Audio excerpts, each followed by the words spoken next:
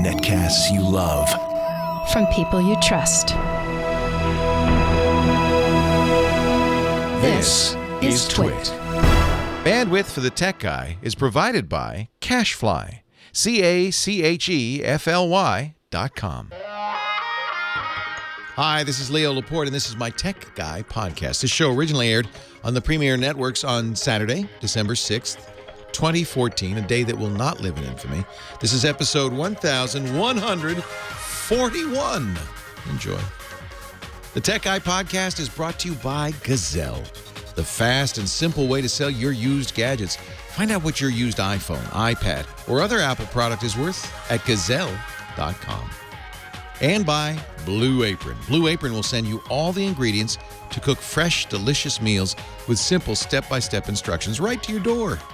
To see what's on the menu this week and get your first 2 meals free, go to blueapron.com/twit. That's blueapron.com/twit.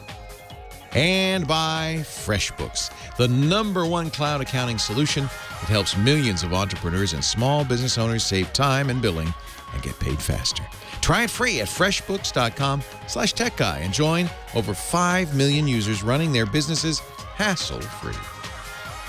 Well, hey, how are you today? Leo Laporte here, the Tech Guy. Time to talk about, should we talk about gardening? No. Home improvement? No, how about your digital life improvement? It's technology time. 8888 Ask Leo is the number. I'm sure I burnt that into your brain by now. 888-827-5536. That's toll-free from anywhere in the U.S. or Canada. Outside those specific North American regions, you may use Skype and or some other voice-over internet thingamajig and call us. We'll be glad to take your call. Heather Hammond, our phone ranger, will answer it. Prepare you for your debut to the world.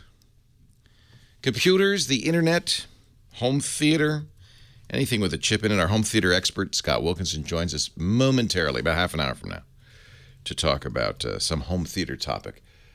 I want to talk to him about live music. Oh, boy. Speaking of music, it ain't going too well for the Apple iPod lawsuit. I'm not sure where I sit on this one. I'm not a big fan of class action suits, 20 years later or whatever. But there's a class action suit, or there was a class action suit going on over the iPod. And you and everybody who has an iPod has been bit by this. But you've got an iPod, and it has been connected to a computer, usually a Mac or a PC via iTunes. Well, actually, in the earliest days, that was it. Originally a Mac, and then eventually a Mac and a Windows machine via iTunes. And that was how you got stuff on the iPod. And you may remember, I'm sure this has happened to you, that if you connect your iPod to another computer, and it's iTunes, the iTunes will say, oh, hello, this iPod was connected to another iTunes, is associated with that, and in order for us to synchronize, to copy music from this machine, we need to erase everything on the iPod. Now, that's annoying. You and I have both been bit by this. Some people have actually, not paying attention, clicked yes, and lost their music collection, etc., etc. Well, for some reason now, here we are. How many years? The iPod's been out since 2008. It's been doing that since 2001. It's been doing that since at least 2008. The lawsuit says that iPods purchased between 2008 and, I don't know when Apple stopped doing this, 2012, were preventing music from competing services from playing on the iPod because of this, that it was an anti-competitive motion. Actually, it really wasn't. It was, I know what it was because it's pretty obvious. Apple was told by the music industry, the music industry has said this many times, the iPod is the ultimate piracy device. You're allowing people to copy music onto, a 160 gigabyte device and then bring it to their friends. You must put in something that keeps them from connecting it to their friend's computer and copying all the music over. Otherwise, you've just invented a piracy device. So Apple put in this kind of bogus, you got to only connect to the original iTunes collection. You can't connect to other ones. Otherwise, we're going to erase it so you can't steal it, you little thief, you. Most people, I mean, we've been taking calls about this since it happened years ago. And I would just tell people, again, there's other programs, Sanuti, and there's a million of programs that will let you open the iPod, copy the music off of it into your iTunes library, and then sync. Because lots of people call up and say, well, what am I supposed to do? I've got a new computer. I don't want to erase my iTunes. It was mostly an inconvenience. Well, something's happened to this class action lawsuit. It was actually going to be interesting because it apparently has been going on long enough that they have a videotaped deposition from Steve Jobs as part of the trial. Jobs passed away 3 years ago. So this has been going on for a while. Now, unfortunately for the suit, they don't have any plaintiffs anymore. See, you can't file a lawsuit just because you're a lawyer. You have to have a damaged party. And they were down to one woman, and she withdrew. Well, I guess she said, I didn't, you know what, it needed to be that I purchased an iPod between, here it is, September 2006 and March 2009. And she didn't. And Apple said it checked the serial number of the iPod Touch and found she bought it just a few months after the period in question. Oh, please. But this is how law works, right? The company filed a motion for dismissal. There were only 2 plaintiffs, both of them. The other one was purchased apparently by the plaintiff's husband's company. So that rules her out.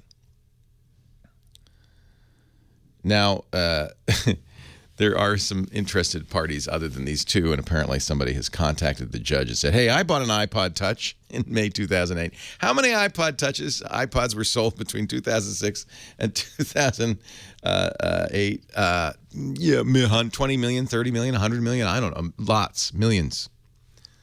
But they can only find this one guy.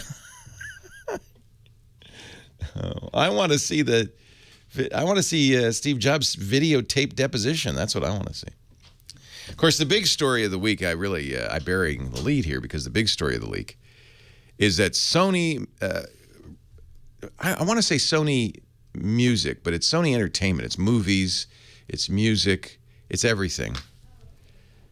Got so severely hacked that everything on the servers at Sony Pictures Entertainment, 40 gigabytes of data has been released now to the public. And this includes, everything. Movies, movie scripts, pilots that have not been made, the salaries of everybody working there, the social security numbers of everybody working there, and everybody who ever has worked there, and on and on and on. People are saying probably the worst corporate hack in history, at least for the people involved, the victims. Christina Warren, writing at Mashable, my good friend, says, as I've written in the past, every person at Sony Pictures Entertainment needs to operate with the understanding that every piece of data stored on the company's internal network has been compromised. Everything. Everything. And a lot of this comes from something that Sony shares with many of us. A certain kind of casualness about security. Sony's security, the folks at Fusion.net found an interview with Sony's security chief a few years ago where she said, security's not all that important. He said, I'm not going to spend $10 million to protect $1 million worth of data.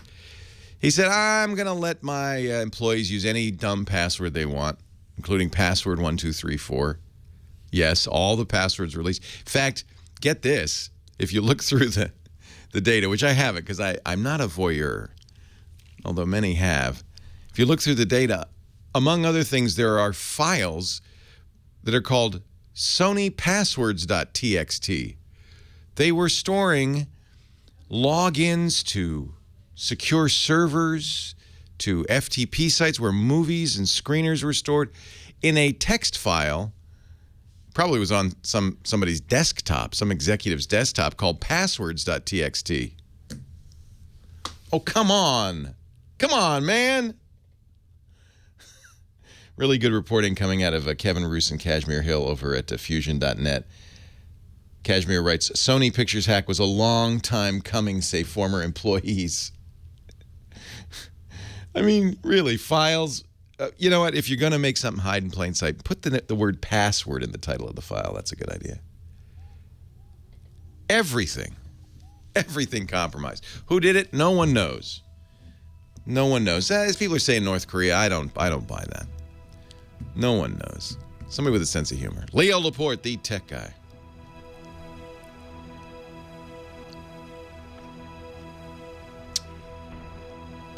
Everything.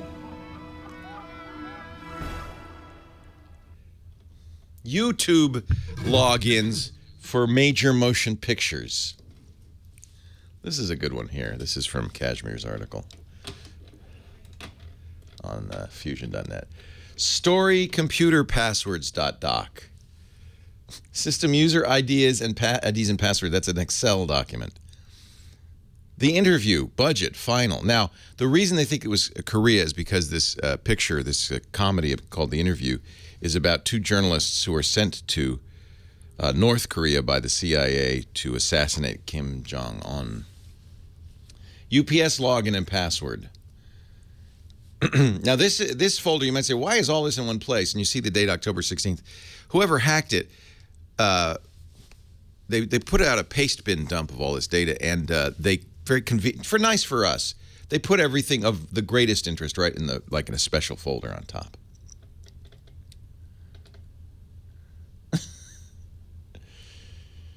Some employees, former employees who asked to remain anonymous, have told us they're disappointed but not surprised by the massive hack giving Sony Pictures long-running, lax attitude towards security. Sony's information team is a complete joke. Information security team is a complete joke, one former employee tells us.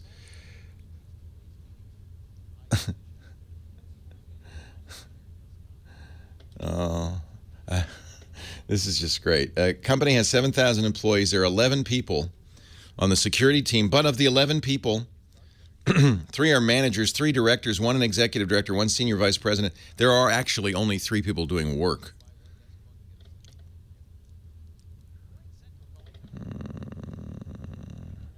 The sad thing is these former employees are bid as well. And Sony is offering credit monitoring only for current employees. Former employees, well, sorry, we lost your data. Here's the interview. Jason Spaltro, Executive Director of Information Security at Sony Pictures Entertainment, in an interview with CIO magazine said, quote, it was a valid business decision to accept the risk of a security breach and that he wouldn't invest $10 million to avoid a $1 million possible loss. By the way, we now know James Franco gets paid $6,000 to drive himself to work. I got to get that deal. I drove myself to work today.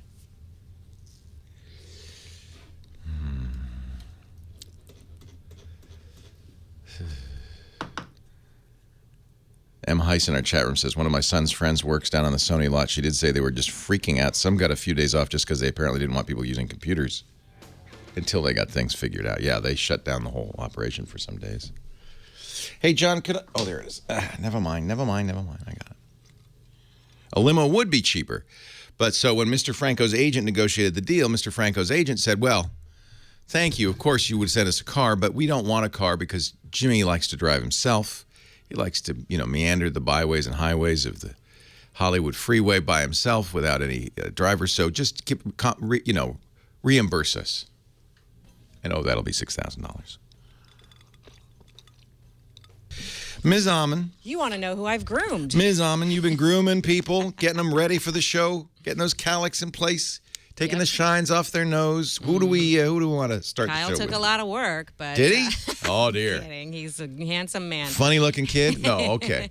In Louisville. Hey, Louisville, Kyle. Leo Laporte. Thanks, Heather. The tech guy. Hi, Kyle. Hi, Leo. How are you? Welcome.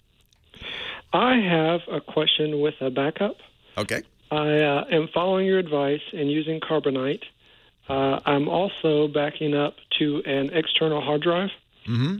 And Carbonite does it automatically, and I'm using Sync Back Free for the external hard drive. Okay. And what I found is that I had some bad sectors on my hard drive, and it corrupted some of my files. Mm. And those files, once they were corrupted, got carried through the backup process. Mm. And when I finally realized that I had some bad files and tried to go back to restore them, all of the saved versions were corrupted too.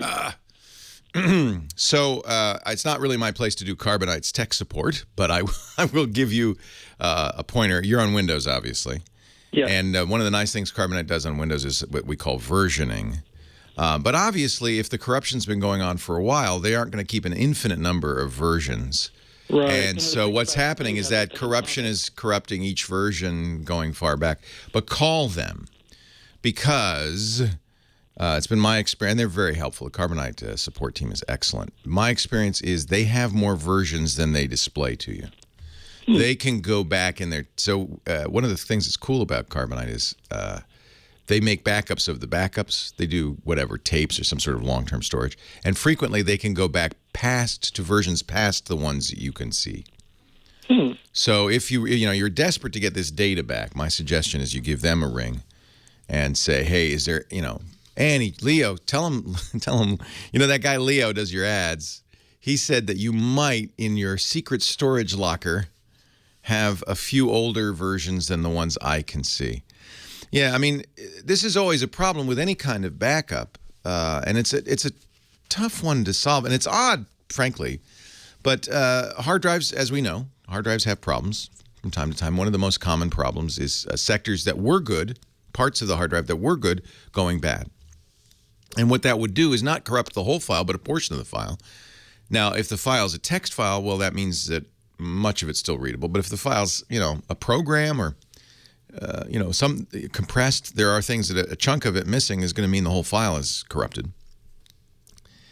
And the real problem is it's not that the sector was a bad sector. See, this is the problem. If the sector had gone bad and the drive couldn't read it, that'd be one thing. What's happened is it somehow got trashed. So it's like some little gremlin came into your file and took one part of it and went and messed it all up. From the point of view of any other program, it's the same. It doesn't know. It can't tell. So it's blithely copying this bad file. And no backup solution is going to be able to help you there. Just hope you have an older version. Leo Laporte, the tech guy.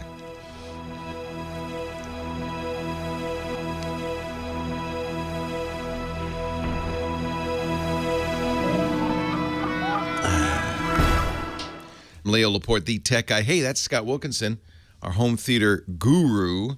I'm not going to go on and on about the Stevie Wonder concert, but we have talked before about, and I've been getting in fights with people over recorded music because they said, Leo, don't fall for the golden ears, high-res music, hoo-ha. That's nobody can hear the difference, especially you at your age. You can't hear the difference. Your advanced age. And I agree. It sounds a little bit like voodoo. It's certainly true that there are frequencies in there that I can't hear anymore. But I do think there are harmonic overtones. There are things that happen in the audible frequencies that create overtones in the inaudible frequencies that you maybe somehow sense in ways other than your ears. I don't know what it is, and maybe that's airy-fairy. No. I think there is a lot of basis in reality for that. And you make a good point about how going to a live concert is really the ultimate, and it's the benchmark by which all recordings really should be measured. And there is a greater emotional impact.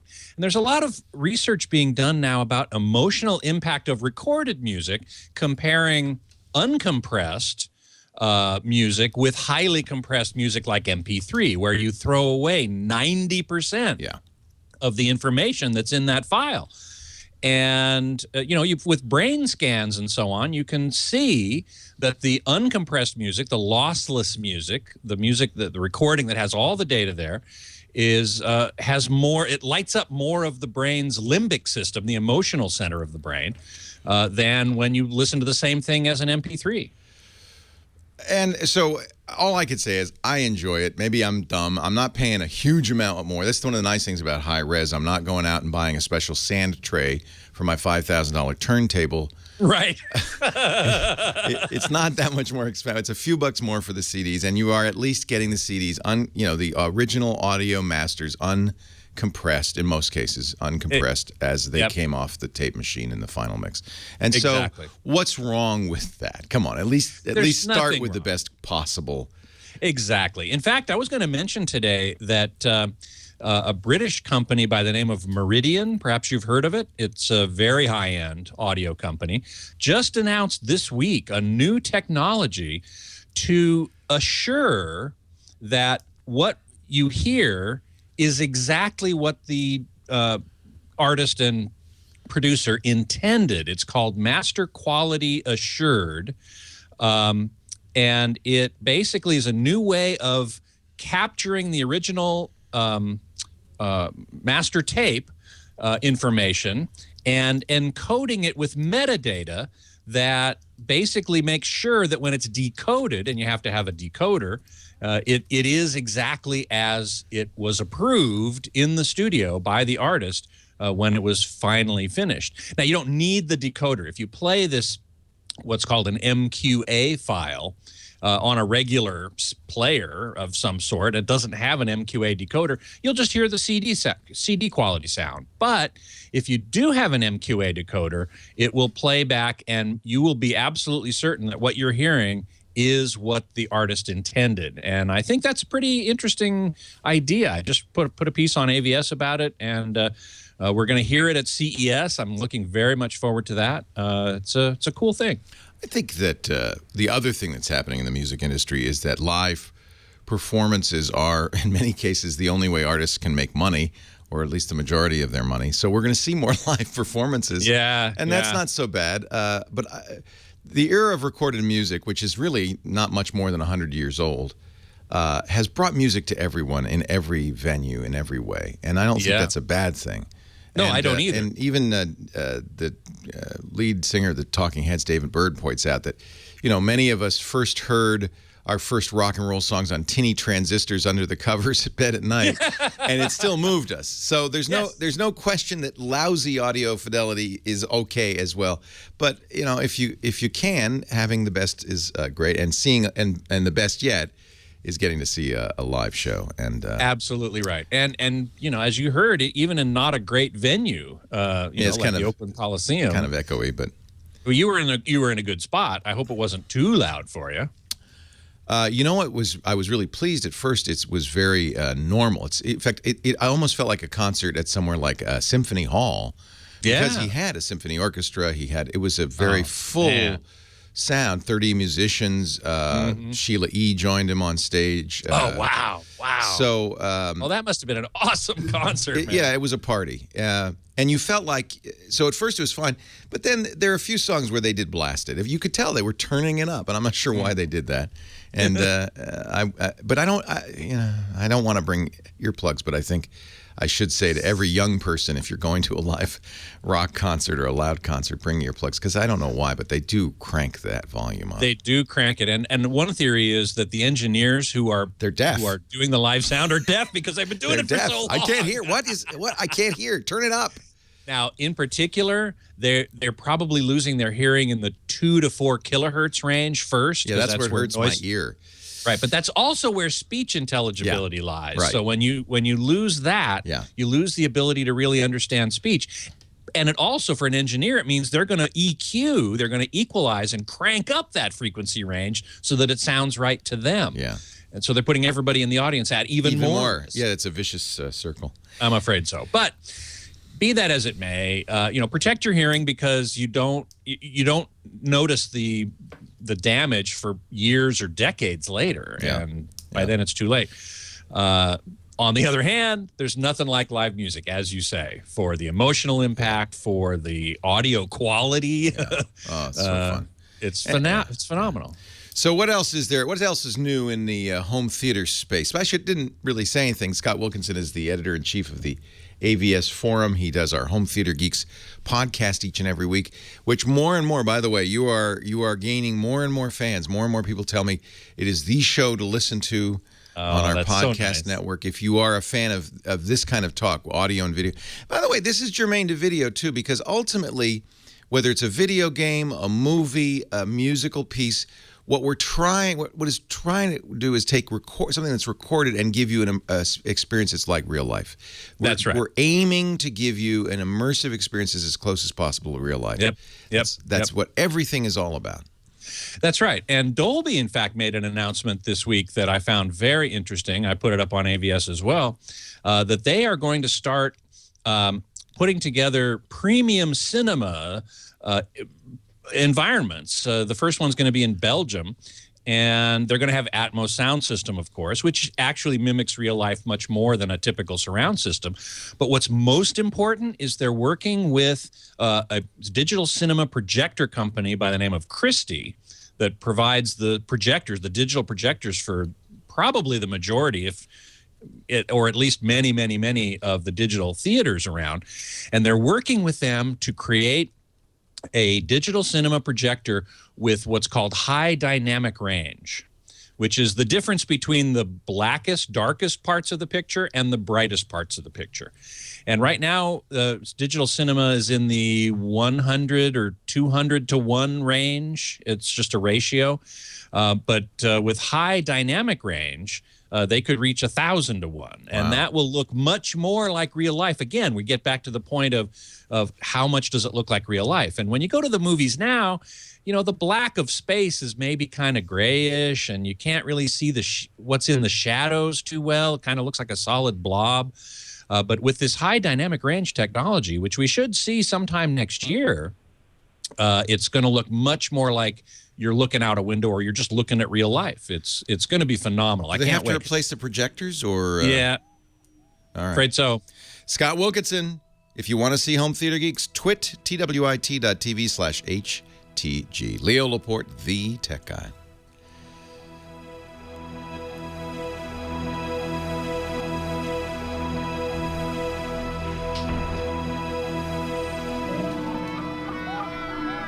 Zonk. Zonk. Zonk. Chonk, chonk, chonk. There's a super secret website. Let me turn this guy, this loudmouth, down so that you may continue on. Oh, thank you so very much. Yes. Crucial Wax says, I tend to hope the movies look a lot better than real life. Mine, anyway.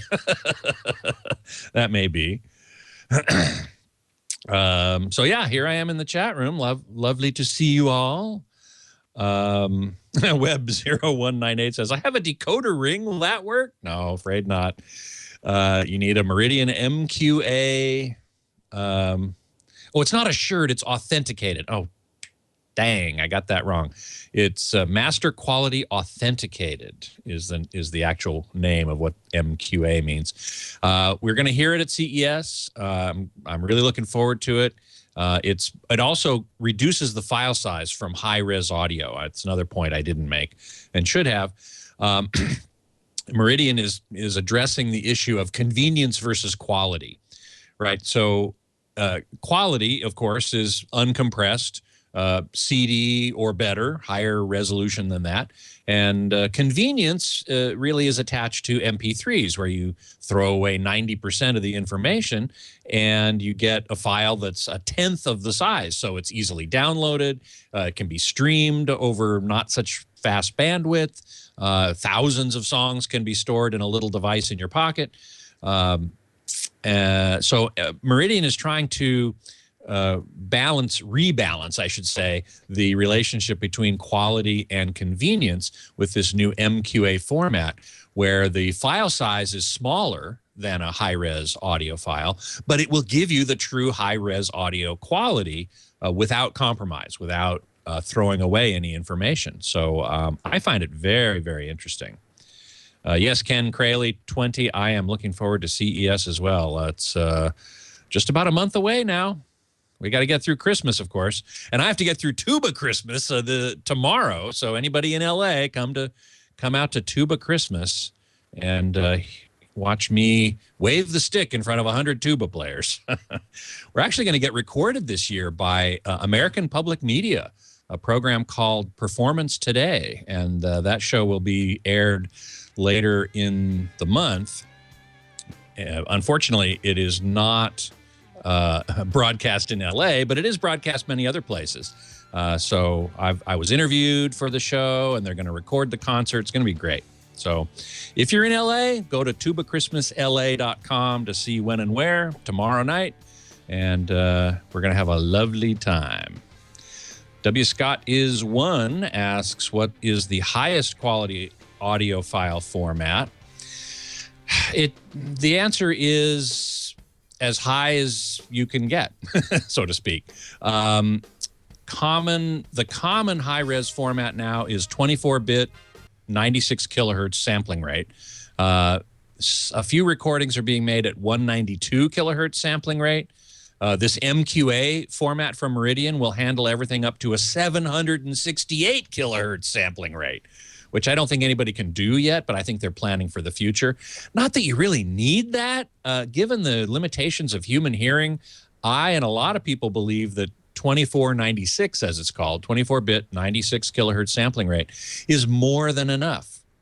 You really don't need to do anything more than that. And in fact, if you go higher than that in your sampling rate to capture even higher frequencies, you could end up having some problems. The circuitry isn't necessarily stable at those super high speeds. I do know that there are some. Thank you, Scott. You want to stick around for the top of the hour? Happy to. All right. Leo Laporte, the tech guy. 8888 asks Leo, this MQA format that Scott was talking about, very interesting. You can find out more about it at musicischanging.com. It's not out yet. They say it'll be out sometime next year. And I think what's happened is that because bandwidth is going up, more people have high-speed internet connections. It's not the issue it was 10, 15 years ago when MP3s came out. And storage is also capacious and inexpensive. So it's not, we're kind of fighting dragons that don't exist anymore, keeping files so extra small. So we can take a little bit of space back and a lot more quality back. But I love the idea of finding a format of some kind that is certified to recapture the experience in studio. We'll see. We'll see, because of course you can say, I've got something better, but everybody has to adopt it. And unfortunately, frankly, if you can't play it back on an iPhone or an iPod, it's not going to get that round support that something might need for the record industry to get excited about. Actually, I shouldn't say that, because the music industry they don't care as long as they can sell a whole nother round of music. They love these new formats, right? You bought it on vinyl, then you bought it on 8-track, then you bought it on cassette, then you bought it on CD, then you bought it on iTunes. You bought the same album, in many cases, 5 times. And now we're going to do a 6th format? Well, what's wrong with that? Let's start all over again. 8888 ask Leo. Moving on to Ebony in Pasadena. Leo Laporte, the tech guy. Hi, Ebony. Leo, it's actually Benny. All right. I don't know why I read that as Ebony. Hi, Benny. It's hey, Leo. I'm a frustrated non-smartphone user. Hey, good news. I just read an article that said the flip phone is coming back. Seriously, movie stars have started to move back to flip phones. Is that right? Wow. Yeah. Everything old is new again. Yeah. I like having a smartphone. I'll tell you the advantage, because you've got a full computer in your pocket. Right. With full-time internet access. And once you start using it, and you always know where you are. You could find a great restaurant nearby. You can answer a question. You don't have to wait till you get home. You can send an email, quick email. You can send quick texts. All of these things, pictures. They make great cameras. All of these things are so valuable that pretty soon, once you get it, I don't know how you could go back to a flip phone. So, Benny, this is exciting. Welcome to the modern world. Yeah. Well, I do have one in mind. I'm looking at the Note. The Samsung Note. The new one, the Note 4? Yeah. Excellent choice. Well, what concerns me is you've mentioned junk in the past that they come. Yeah. Yeah, let me address that because I did not buy a Galaxy S5, by the way. A lot of people didn't because I've had every Galaxy Note. I've had every Galaxy phone. And Samsung, I'm going to give you a little history. I always do this, and I apologize. A little digression here, my friends. Android, which is an operating system that Google bought and polished, in its earliest days was rough, very rough around the edges. So companies that made Android phones very frequently would customize them to polish those rough edges. Furthermore, if you're Samsung or LG or HTC or one of the myriad, and there are literally hundreds of companies selling Android phones, you're always looking to be something different, something better than the competition. Some of that's hardware, of course, but hey, if you can add a little piece of software that makes it extra good, you're going to do that. And Samsung, of course, does it in spades. Samsung changes Android more than any other company. These we sometimes call these customization skins because they're putting a new skin on top of Android. And some purists, the geekiest among us, prefer an unskinned, pure Android. Those are the phones that generally that Google sells, the Nexus phones. That's Android as Google intends it. Now, over time, Android's gotten better and better, and I would say Android KitKat, which is the last version, and the current version, Lollipop, Android 5.0, are every bit as good as any of the skinned versions. In some cases, much, much, much, much, much, much better. So one of the reasons for skinning to improve Android is gone. There's still the need for differentiation. Even Samsung, though, because people have turned away from the Galaxy S5, I think even Samsung has realized this is the case. The Note 4 is skinned, but not very much. The TouchWiz skin that Samsung puts on there is much less intrusive than it used to be. They have to do some of it to support the stylus. That's one of the few phones that has a stylus, which I think is a big selling point. They also, as with most companies, they replaced Google's Calendar, Google's Keyboard, Google's Music Player. They put in their own stuff, Google's email. But what Google has done is, in response to this, is they've offered all of those applications on their store, the Play Store, for free, so you can always bring back the originals if you wish.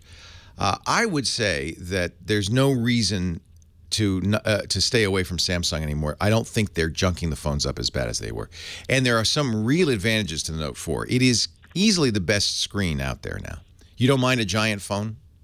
No, not at all. Yeah, I like it. I carry giant phones because it's my computer. And I find I do more with it because the screen's big. So I think the Note 4 screen is the best in the business. Camera is one of the top 2 or 3.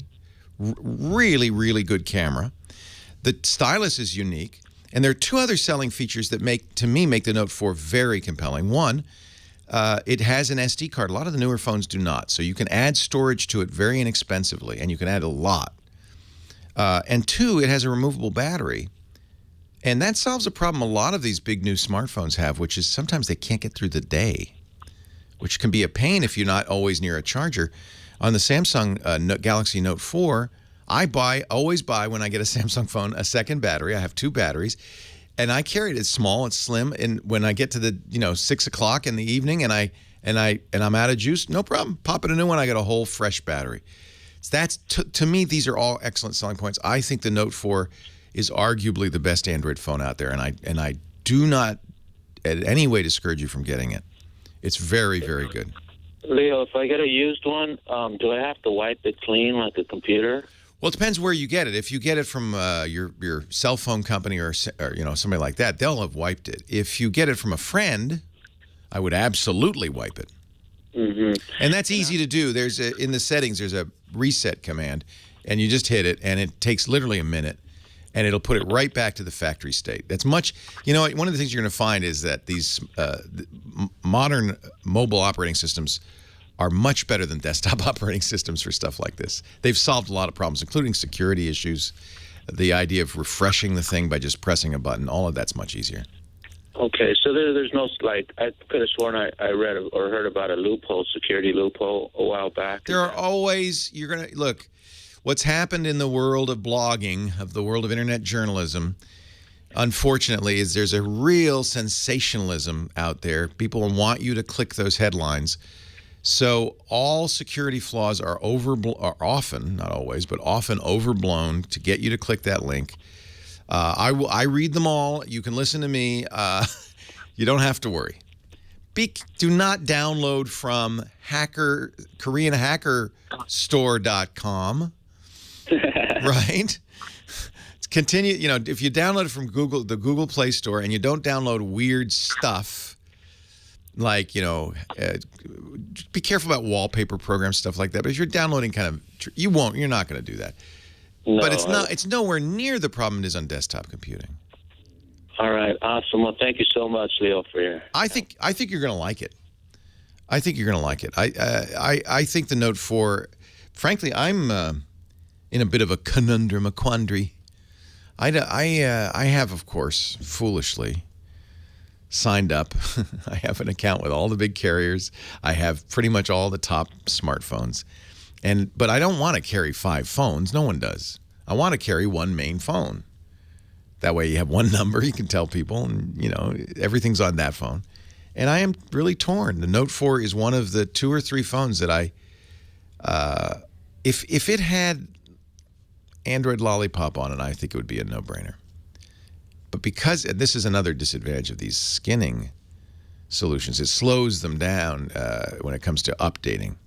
Because, of course, Lollipop, which came out last month, now has to be vetted with all of the special stuff that Samsung's done to it. They have to make it all work. It's going to be probably a few more months before we get the latest version of Android. And that's a little bit of a painful point for me. On the other hand, SD card, removable battery, awesome. And it is. I mean, I look at all the screens and I look at all the cameras, and it is the best. It really is. It's awesome. Certainly the best Android camera out there. It's kind of close to the iPhone. Leo Laporte, the tech guy. Awesome.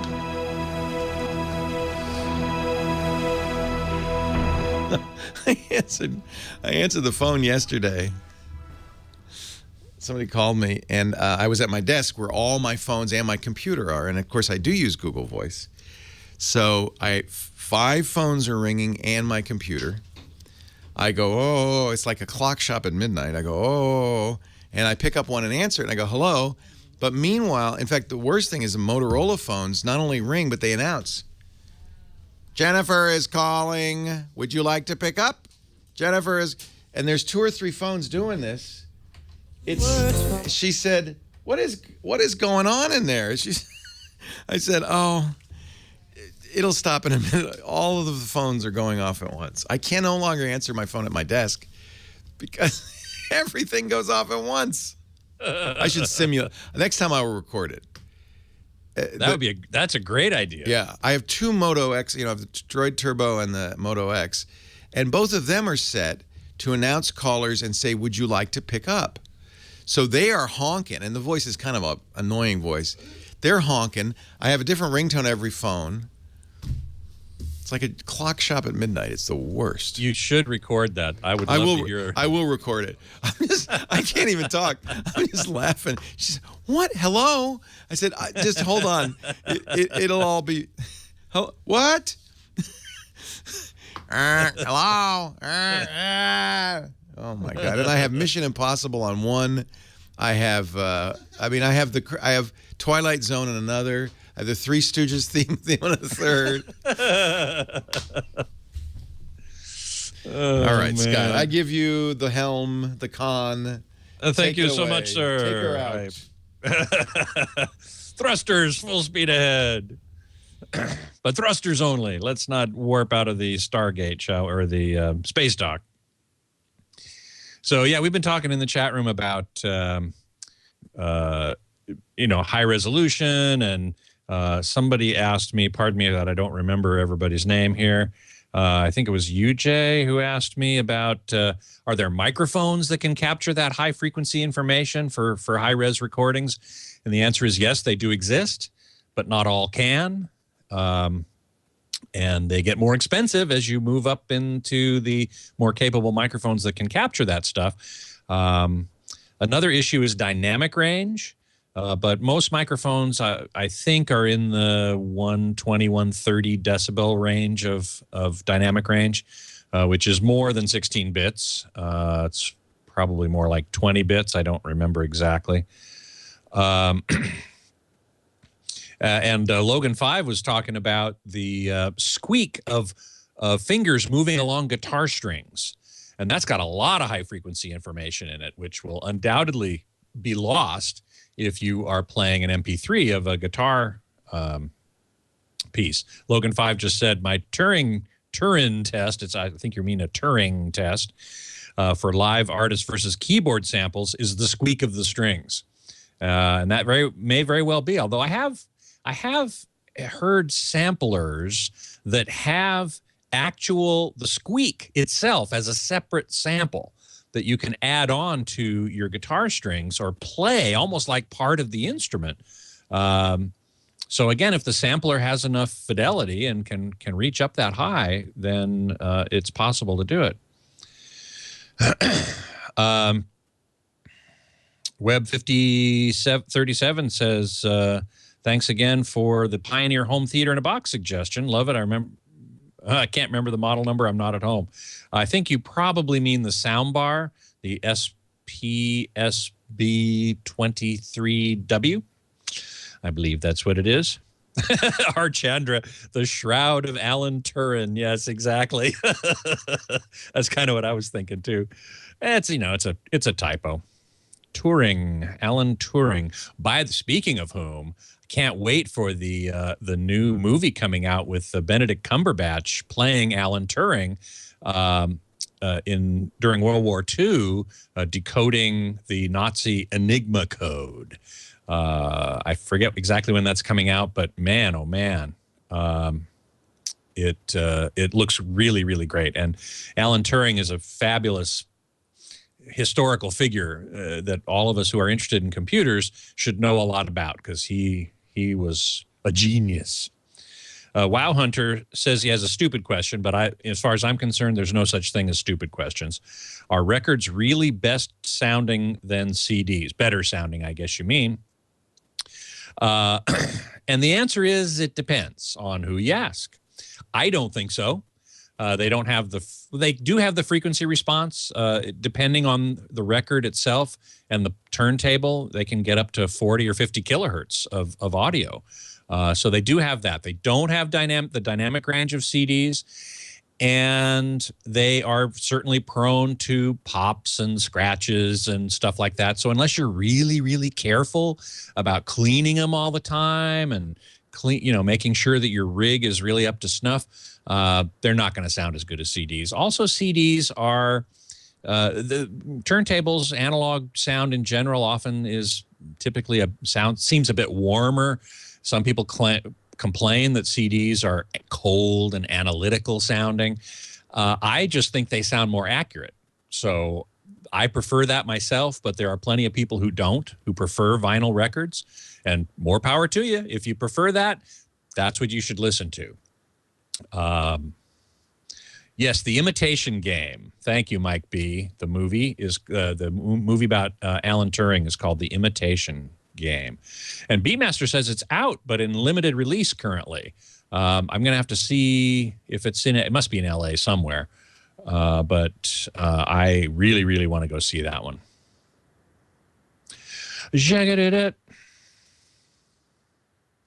Yes, Mike Heiss. There was a Turing test, but it was shrouded. Mike B says it was released on 11/28. Okay, so it is out now. David Bick says, I'm overstating the problems with vinyl playback. Fair enough. That is my opinion. If you disagree, that's great. Disagreement makes the horse race, right? That is simply my opinion. David Bick says, you don't find vinyl more accurate for things like string tone? I have to say I haven't done any really careful tests on this. And I must admit, I haven't listened to vinyl in a very long time. I do have a turntable, and I've got 8 boxes of LPs out in the garage, but I don't listen to them. It was, to tell you the truth, for me, the biggest problem was it was just too much of a hassle. Talk about inconvenient. CDs are much more convenient.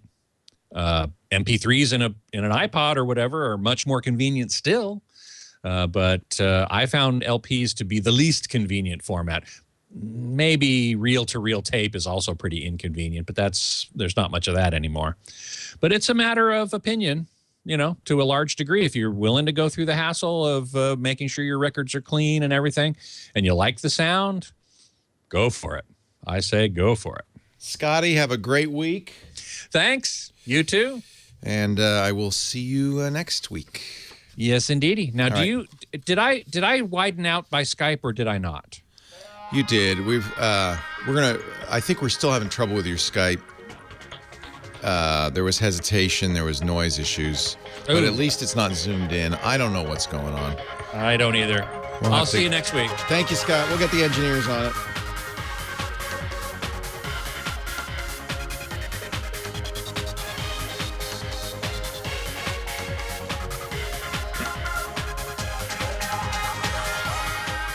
Well, hey, how are you today? Leo Laporte here, the tech guy. Time to talk computers, the internet, home theater, MP3 players, digital photography, all that jazz. 8888, ask Leo's the number. Normally we talk travel with Johnny Jett this hour. Johnny's on a plane. He'll be with us tomorrow on the next show. That's the problem with somebody who is a world traveler. Sometimes they're actually traveling. Who knew? Johnny is on a plane. But let's continue to take our calls here. We've got lots of people lined up. Diane is next. She is on the line from Oxnard, California. Hello, Diane. Leo Laporte, the tech guy. Hi, Leo. My question is, I've had a Yahoo email account for quite some time, and I'm wondering, is it possible to save or transfer those emails so I can retain them somehow? Absolutely. There are lots of ways to do that. So right now, what you do with your emails is you use the web to get them. You use a browser and you look at them on the website. Yes, I use a Mozilla Firefox and then sign on to my email account with Yahoo, and I can read them that way. All right. So probably the simplest way to do this would be to get an email program for your computer. And email programs traditionally download the emails and store them on the computer. You can do it in such a way that they're not deleted at Yahoo. Now you got a backup, right? One at Yahoo and one on your personal computer. My recommendation for doing this would be something called Thunderbird, which is from the Firefox folks from Mozilla, because Thunderbird stores emails in a very standard format, the MBX format or mailbox format that's pure text. So even if and this happens all the time. Thunderbird went away, and nobody, they stopped making it, and there was no way to look at that email. You could still open up each individual email with any text reader, and see it. So that's the kind of backup we want to do. So what I would suggest is go to Mozilla.org where you got Firefox and get Thunderbird. There are going to be some interesting questions you're going to have. You have to figure out what the settings are, what we call the POP or Post Office Protocol mail settings for Yahoo. If you search on Google or Yahoo, you'll find the page where Yahoo describes those settings. You'll have to put those in the settings of Thunderbird. And there's one important setting you want to check, and you're going to have to find this. Don't forget to check this, which is leave mail on server. Unless you want to delete it from Yahoo. Because normally what Thunderbird does is it goes out, gets all the mail that's there, and then just deletes it to save space on Yahoo's servers. And I think you want to keep it there, right? Yes, I do. Now, I have the emails saved in different folders. One is like a work folder, one is like a personal folder. Is it possible with Thunderbird to pull down just all the work emails and not the personal, or do I have to pull it will duplicate your folder structure, I think. That's an interesting question. By the way, you have to also in Yahoo Mail enable POP mail access. Is it a paid Yahoo account? It is not. Try it and I'll tell you what. I'm going to put links in the show notes to the 2 pages at Yahoo that tell you how to do this. Okay. And my sense is, as I remember, because I've had paid and unpaid Yahoo accounts, that you can, let's see, wait a minute. Only messages from your Yahoo Mail's inbox and spam folders can be delivered to an external mail client. So, to answer your question, you've done a lot of folder organization.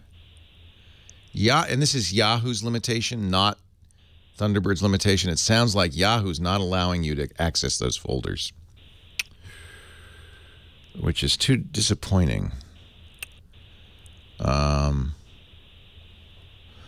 I'll give you the pages. We'll put them at techguylabs.com that describe how to set up pop mail. That's what you're going to do, post office protocol access to your Yahoo account. You may once have to pay for a premium account. It's not very expensive, Yahoo Mail Plus. Yeah, that's okay. It's it's $8 or something. Maybe it's 25. I don't remember. And then just discontinue it after you get all the mail. My larger concern now is about these other folders. Well, I don't care about anything other than my my inbox. Well, yeah, the inbox and the folders that are, I don't care about spam or any of that other. Well, obviously not. No one wants to save their spam. No. But you'll get everything that's in your inbox. And by the way, you can continue to do this. Continue to run Thunderbird as your email program. Even the advantage of that, it gives you offline access to your Yahoo account even when you're not online. Thunderbird always goes out and gets the mail, so you can read. It really comes from an older time when people dialed in, right? So you would dial in, you would get the mail, download it to the computer, hang up, work on your mail, then dial in again and deliver it. Do you remember those days? Yeah. So now we're always on, so we don't need to do that. We can use a browser. But this is kind of using a technique that comes from those older days. The idea of downloading the mail to your storage. If you have folders that you really want to save, I guess you could. My concern was that it would import them all, and they wouldn't be segregated by folder in one anymore. big mush pile. I understand, and I think the problem is Yahoo. And this is a little frustrating. Doesn't seem to want to let you access your folders, just your inbox. So I could transfer them all back to my inbox. I guess, yeah. This is a real pain in the keister, but you could download your inbox, clear it out, or move it into another folder on the Yahoo page, move the other stuff into the inbox temporarily, do it by hand, but that's a real pain in the butt. Let's see if we can find a better way to do it. It seems to me, however, that the problem here is that Yahoo, and this is one of the reasons I'd get off Yahoo Mail if you can. That's what I'm trying to do. Oh, I see. So you don't care if it's saved on Yahoo. Well, I need to maintain the business emails. Yeah. And keep them. I have several years worth. I have to maintain them because I may need them as evidence. Right. Yeah, of course. That's right.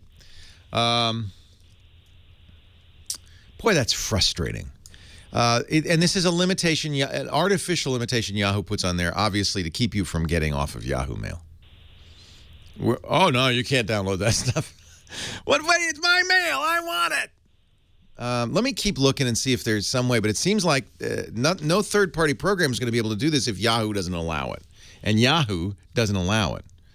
So, yes, get off Yahoo Mail. Yahoo Mail, they're bad people. I don't like them anymore. I'm mad at you, Yahoo.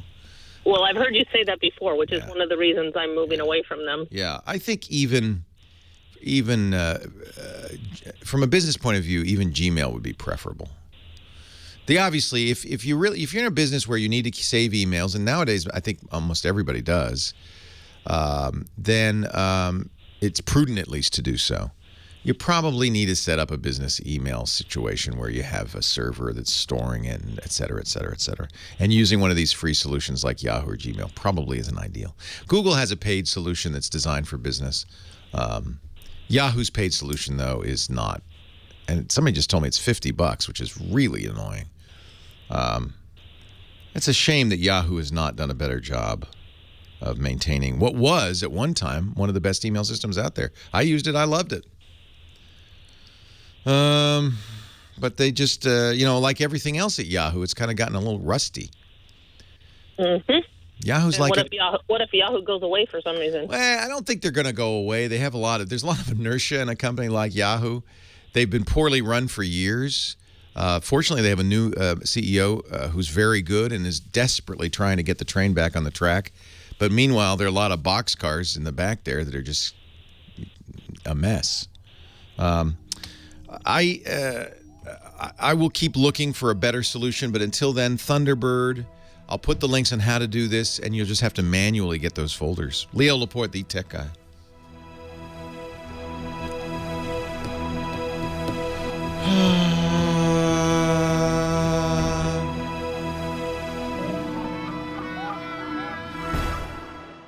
Hey, you know, that Note 4 call reminded me there are a lot of us who have phones that we're no longer using.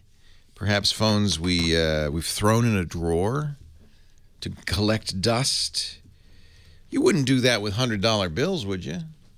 That's kind of what you're doing if you're not going to Gazelle.com. Gazelle gives you top dollar for your old phone, your old electronics.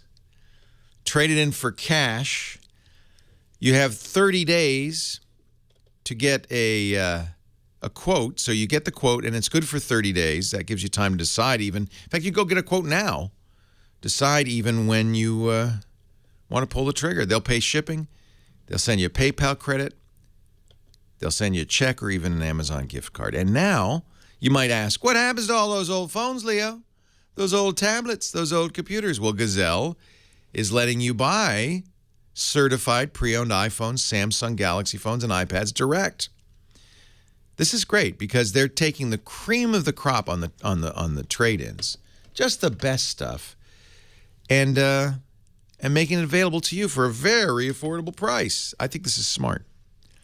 I think in the past they would sell it on eBay, and depending on the quality of the stuff. But now they're just taking the creme de la creme, and they're putting it on their special Gazelle certified pre-owned site. If you've lost or broken your phone, what a great way to buy a low-cost replacement.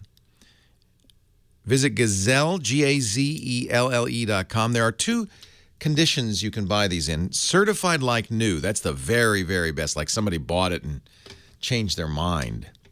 And certified good, there may be little signs of wear. Probably similar to the device that you broke. Or maybe even better. All devices have been put through a rigorous 30-point inspection to make sure they're fully functional. And, of course, they're backed by a 30-day risk-free return policy. One more reason to love Gazelle. They've paid out nearly $175 million to over 1 million customers. They've bought and sold more than 2 million phones and tablets. And what a great experience. Gazelle, Gazelle.com. Free shipping, fast processing, no listing hassles. And, yes, now buy certified pre-owned. High-quality stuff from Gazelle. Gazelle, Gazelle.com. Leo Laporte, the tech guy, 8888 Ask Leo. That's the phone number, 888-827-5536. That's toll-free from anywhere in the U.S. or Canada. Let's move on. More calls to come. Nick in Belmar, New Jersey. Hello, Nick. Hey, Leo, how are you today? I'm well. How are you? I have to tell you, Heather is wonderful. She checked on me the whole time I was on hold. You have a great call screener there, and Heather. Thank goodness, because we do keep you on hold for a good long time. Yeah, I was on for almost an hour, but that's okay. Thank you for your patience. I am a gasser, and I apologize. I just... And you know what made me laugh is when you were talking about 8-tracks. Now, do you remember when in your car, for the 8-track tape player in your car, you could get an adapter so you could play cassette tapes? Do you remember that? I don't think I ever had an 8-track in my car. I don't know how... Well, first of all, when was the 8-track? My first car was a 77 Pontiac Ventura, and it had an 8-track tape player in it. I probably just couldn't afford a fancy 8-track in my car. I had a radio, right? But I don't remember having an 8-track. In fact, I don't think I had a cassette until the late 90s. Well, I think I just showed my age. But Let me anyway. just see. No, I'm on the same age. I could have easily had an 8-track. I don't. Let me see what when the 8-tracks were in the. They were silly because they started in '67. Here's one in a 1978 AMC Matador. Well, mine was a 77, so there you go. And I think the 8-track in there, I'm looking at this on Wikipedia, is the Blues Brothers briefcase full of blues. So the idea was... I had that. This is your car, probably. That's your car right there. I like the faux wood. In the back seat somewhere. Yeah. Somebody still has that car. So the idea of the 8-track was a kind of a cartridge that you had 4 different tracks, right? You could... Yep. And you'd press a button and you'd play track 1 through 4. And there were a couple of songs on each. And it was called 8 tracks because each track was stereo left and right. So that's 4 times 2. Yeah, and they would go a big chunk because I think the head would actually move when you went to a different track. Yep, it sure did. Wow. And when you went over a bump, it was interesting. Oh, was it? Oh, yeah. You did that chunk. Anyway, my question is, Netgear has come out with a bunch of routers that say that you turn any printer into an AirPrint printer. Do you know anything about that? Yeah. Yeah, this isn't actually, believe it or not, it's not uncommon. I think HP pioneered this in the maybe 10 years ago with, what did they call them, Jet Direct, something like that. The idea was you've got a regular printer. In those days, it was a parallel port, and you would plug this thing into the parallel port that would give it network access. And in those days, it wasn't Wi-Fi. You plug an Ethernet port into that. The idea is to take a printer that doesn't have internet access and give it internet access. And, of course, nowadays... because we have these devices that don't have printer ports at all, internet access has to mean, in many cases, wireless. Apple has solved it for its iPad and iPhone devices, its iOS devices. That's what it is I have an iPad. Right. And I have you're going to laugh at this. Do you remember the old HP 4L laser printer? And that's what they made the Jet Directs for. Still works. Yeah, they're great. That's the 8-track of printers. That was a classic. Well, my mother still has it. And does it have wood grain on the side? Well, let's put it this way. It takes a cartridge so you can print in Windows. Oh, nice. But the thing still works. Yeah. And I just wondered, because it says it'll take any printer, any, quote unquote. Well, you should check. You should check. Yeah. We have a sponsor that does the same thing. I was just wondering if that XPrint Server. XPrint Server, same idea. What these are is they take USB I think in the case of XPrint Server, it's mostly USB printers. But they'll take a USB printer, and yours is not. It's parallel port, right? It has a parallel port with the converter to a USB. Wow. Don't laugh too hard. Wow. Well, see, that might be an issue. I don't know. I mean, you'll have to look on the website and see if it supports that particular printer. And you might go to the HP website because they definitely had Jet Direct stuff that plugged right into that printer. Right. Basically, what you're doing is you're adding internet access to the printer. And with mobile devices nowadays, you have to, because there's no way to plug it into the printer. Well, that's an old printer, and you cannot kill it. No, those are great laser printers. What's the cost of running it? Can you still get cartridges and all that? Oh, you certainly can. Probably every business in America has a laser jet in the corner somewhere. Right. Well, cranking out, She's had it for years, and we buy the cartridges, believe it or not, through one of the big box stores. Yeah. No, that's a great printer, and there's no reason. Those laser printers, because when you replace the cartridge, the toner, you're also replacing the print head. There's nothing there, as long as the physical machinery doesn't die, there's nothing ever going to go wrong with that. It'll just go, and it'll go. It's so easy to work on, because I have a little bit of an IT background myself, work for the state of New Jersey. Awesome. I'm one of those lazy state employees. Are you the guy who closed the bridge? No, I'm just kidding. No. No. You don't work on the bridge, do you? No. Motor Vehicle Commission. Anyway, doing IT work. I'm going to be nice to you, though. That's just in case. I don't know. Well, if you know anybody in New Jersey. But anyway. Grew up. My family's from New Jersey. I spent a lot of time in Jersey. I know Jersey. Hey, yeah, that's a great printer. I can't promise that these adapters will work because it's such an old printer. They're really designed for more modern USB printers. But as I was going to say, the only thing I've ever had to change on there is the diffuser. That's it. Right. And that's it. And that does not get replaced. That's right. Yep. Yeah, and that was so easy to replace. This is what, by the way, put HP on the map.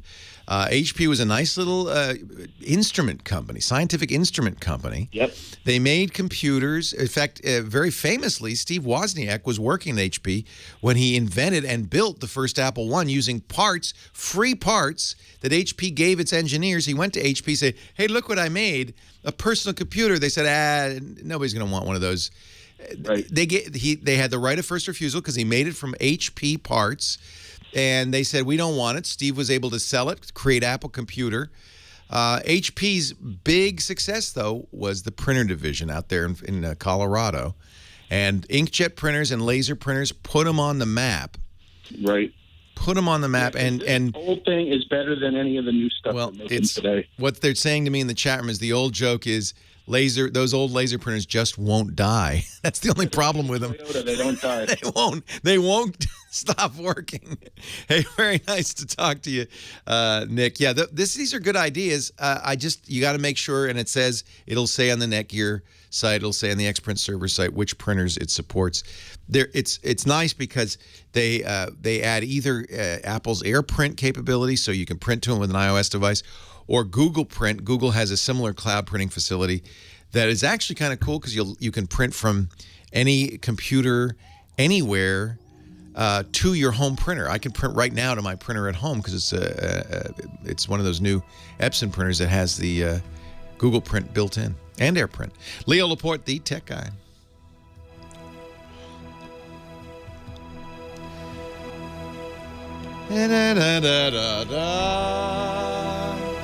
This is your friendly announcer.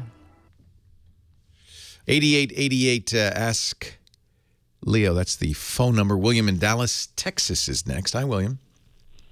Hi, Leo. Welcome. How are you? I'm well. Well, I'm having a bit of a hardware issue, and it's funny because earlier you talked about mobile security versus desktop security, and I have a Windows 8.1 computer that I built with my dad.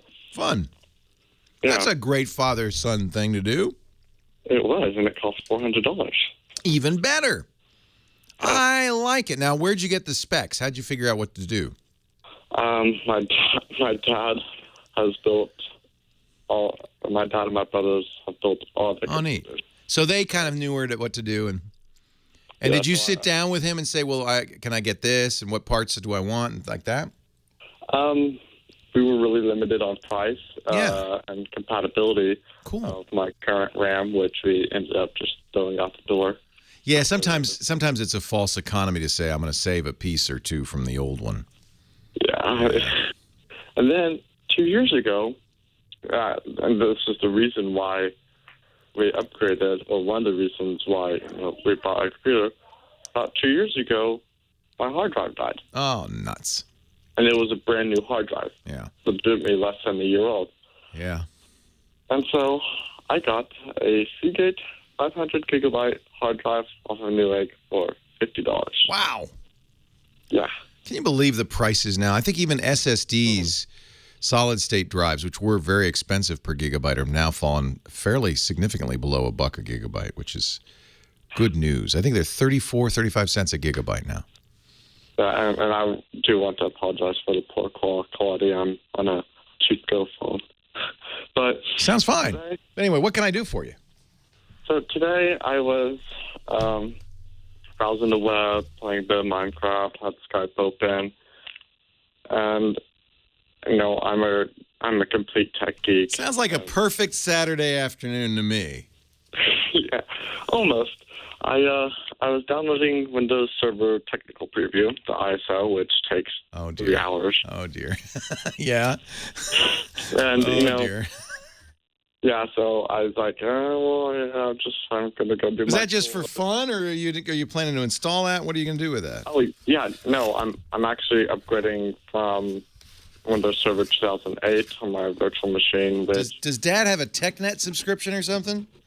No, but Dad does have a beautiful server with like 48 gigs of RAM and several. Oh yeah, Dad's got all the power, huh? Yeah, I mean, yeah. Oh, no budget for Dad. No, there never is. By the way, I just want to point out. My daughter called me up. She said, I need a new car, Dad. I said, okay. She said, I want an Audi. I said, no. But, Dad, you have an Audi. I'm Dad. That's different. Dad makes the money. Dad spends the money. That has a bit of a budget. So because we have other callers. What can I do to help you here? I was downloading it, went to do chores, came back, and Skype was unresponsive. Chrome was unresponsive. The download was still ongoing? Yeah. Huh. I mean, I couldn't see because I couldn't do Control-Alt-Delete. I couldn't do anything.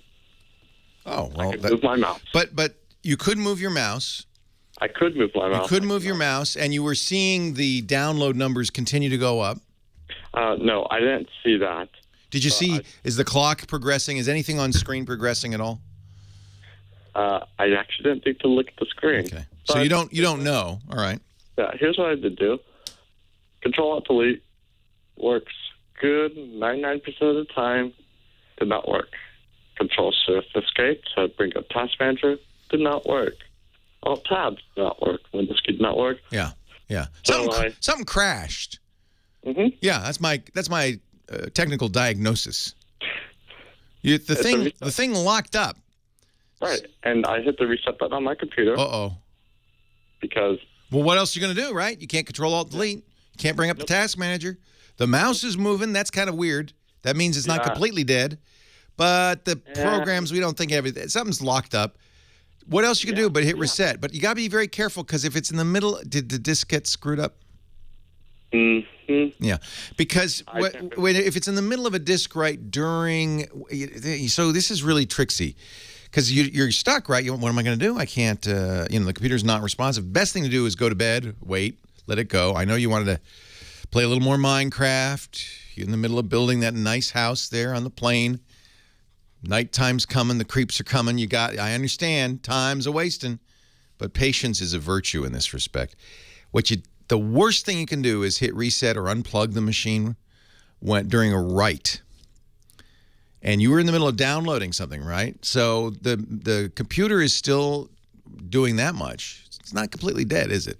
But still downloading stuff, so it's still writing to the disk. And right as it's writing something to the disk, you hit reset. It's going... And in the middle of the which is where you hit the reset button, it spewed data across your disk. Oh, no. Oh, nuts. So what we don't know is how much damage has been done to the disk. It's not physical damage. That's the good news. So, if in absolute worst possible case, you have a lovely backup, I know because you're well-trained by your papa, to back up your data, so you're not, you've got your saved games and everything. Absolute worst case, you just reinstall Windows, format the drive, and move on. Do a deep, low-level format because, you just want to make sure you get everything on that drive erased and start it over. If there's stuff on the drive you want to recover, or you want to do this without kind of having to do the low-level format. In many cases, a drive that's been... it depends where the happened. It could have happened right at the beginning there in the file allocation table. Could have happened over a master boot record. There are places in the drive that spewing data would be disastrous to the future operation as is. You'd have to reformat it to get it to work again. And there are places where you just, you might have spewed somewhere in a swap file or somewhere where it doesn't matter. So it's kind of the luck of the draw, and you don't control that. When you hit the reset button, it's writing wherever that head is. That's where you're going to get, the spewed of data. So I would say, if you get your dad to take your hard drive out of your computer, get your dad to look at it, you probably can see most of the data, copy it over if you wish. But the best thing to do at this point, is just reformat the drive. Do a low-level format and repartition and format. Reinstall Windows, and you'll be good to go. There's certainly no physical damage unless you dropped the computer when you pressed the reset button. Nothing to worry about. Hey, that's part of the joy and pleasure, William, of building and running your own computer. Aren't you lucky? Leo Laporte, the tech guy.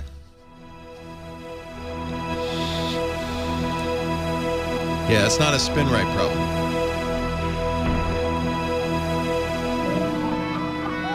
It is, you corrupted the file system, or you corrupted the, it's most likely you corrupted the file system.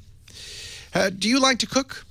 I like to cook. I like to cook a lot. And I feel like, especially after my most recent adventure eating out, that I want to eat at home more often. But the problem is, if you're like me, you got a long work day.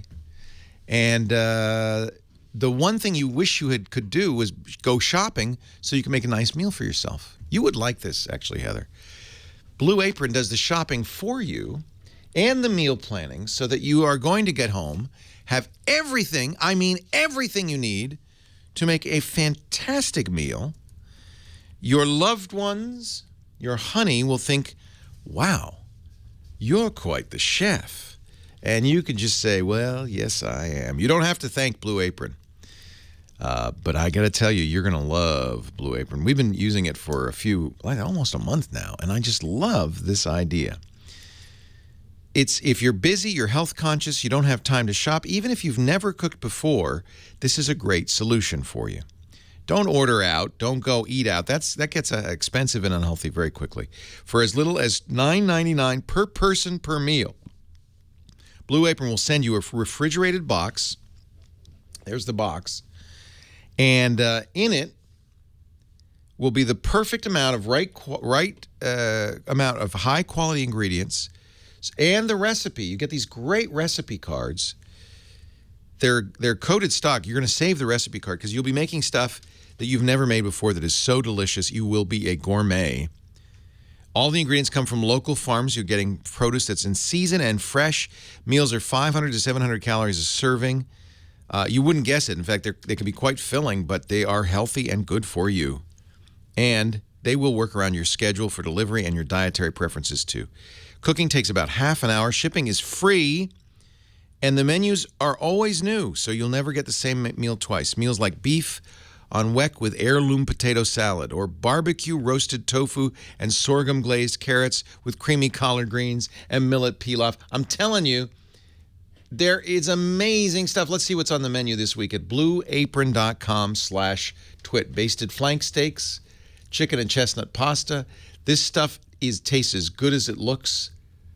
And I have to say, I've saved many of these. In fact, I think I've saved them all. Saved the recipes. I'm going to cook them again. Blueapron.com/twit. We've got 2 meals waiting for you for free. When's the last time somebody said, here's 2 meals free?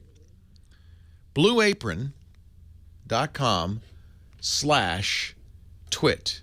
And by the way, this would be a great holiday gift if you've got, as I do, college-age kids. Get them set up, started cooking. It's so important that you know how to cook. It is one of the most important life skills you can have. Your life will be better. You'll be healthier. And you know what? It's a great way to meet the love of your life. You cook him or her an incredible meal, and you set up the candles, and you don't tell them the Blue Apron, and they'll go, what? What? You're a catch. I love you. I love you. Blueapron.com/twit. Your first date awaits. It really is great. A better way to cook. Who has time to shop? Just go to blueapron.com/twit. Leo Laporte, the tech guy. 8888. Ask Leo. All right, I gotta hustle. I gotta get through the calls here. Get through the calls. David's on the line. New Scotia or Nova Scotia? Nova Scotia. Nova Scotia. Yes. Yes. I think that Heather was doing the Latin translation for me. I think that would be New Scotland. New Scotland. That's right. New Scotland. Yeah. Hey, welcome. What can I do for you, David? Well, thank you. My wife and I we're looking at the differences, especially with the so-called waterproofing between the Z3 for the Sony and the S5 for Samsung, which now we did a little bit of research, and Sony seems to have the better system, but do you know anything about them? Yeah, I have not used the Z3. I use the Z2. Sony's cameras are very, very good, although the S5 is very good.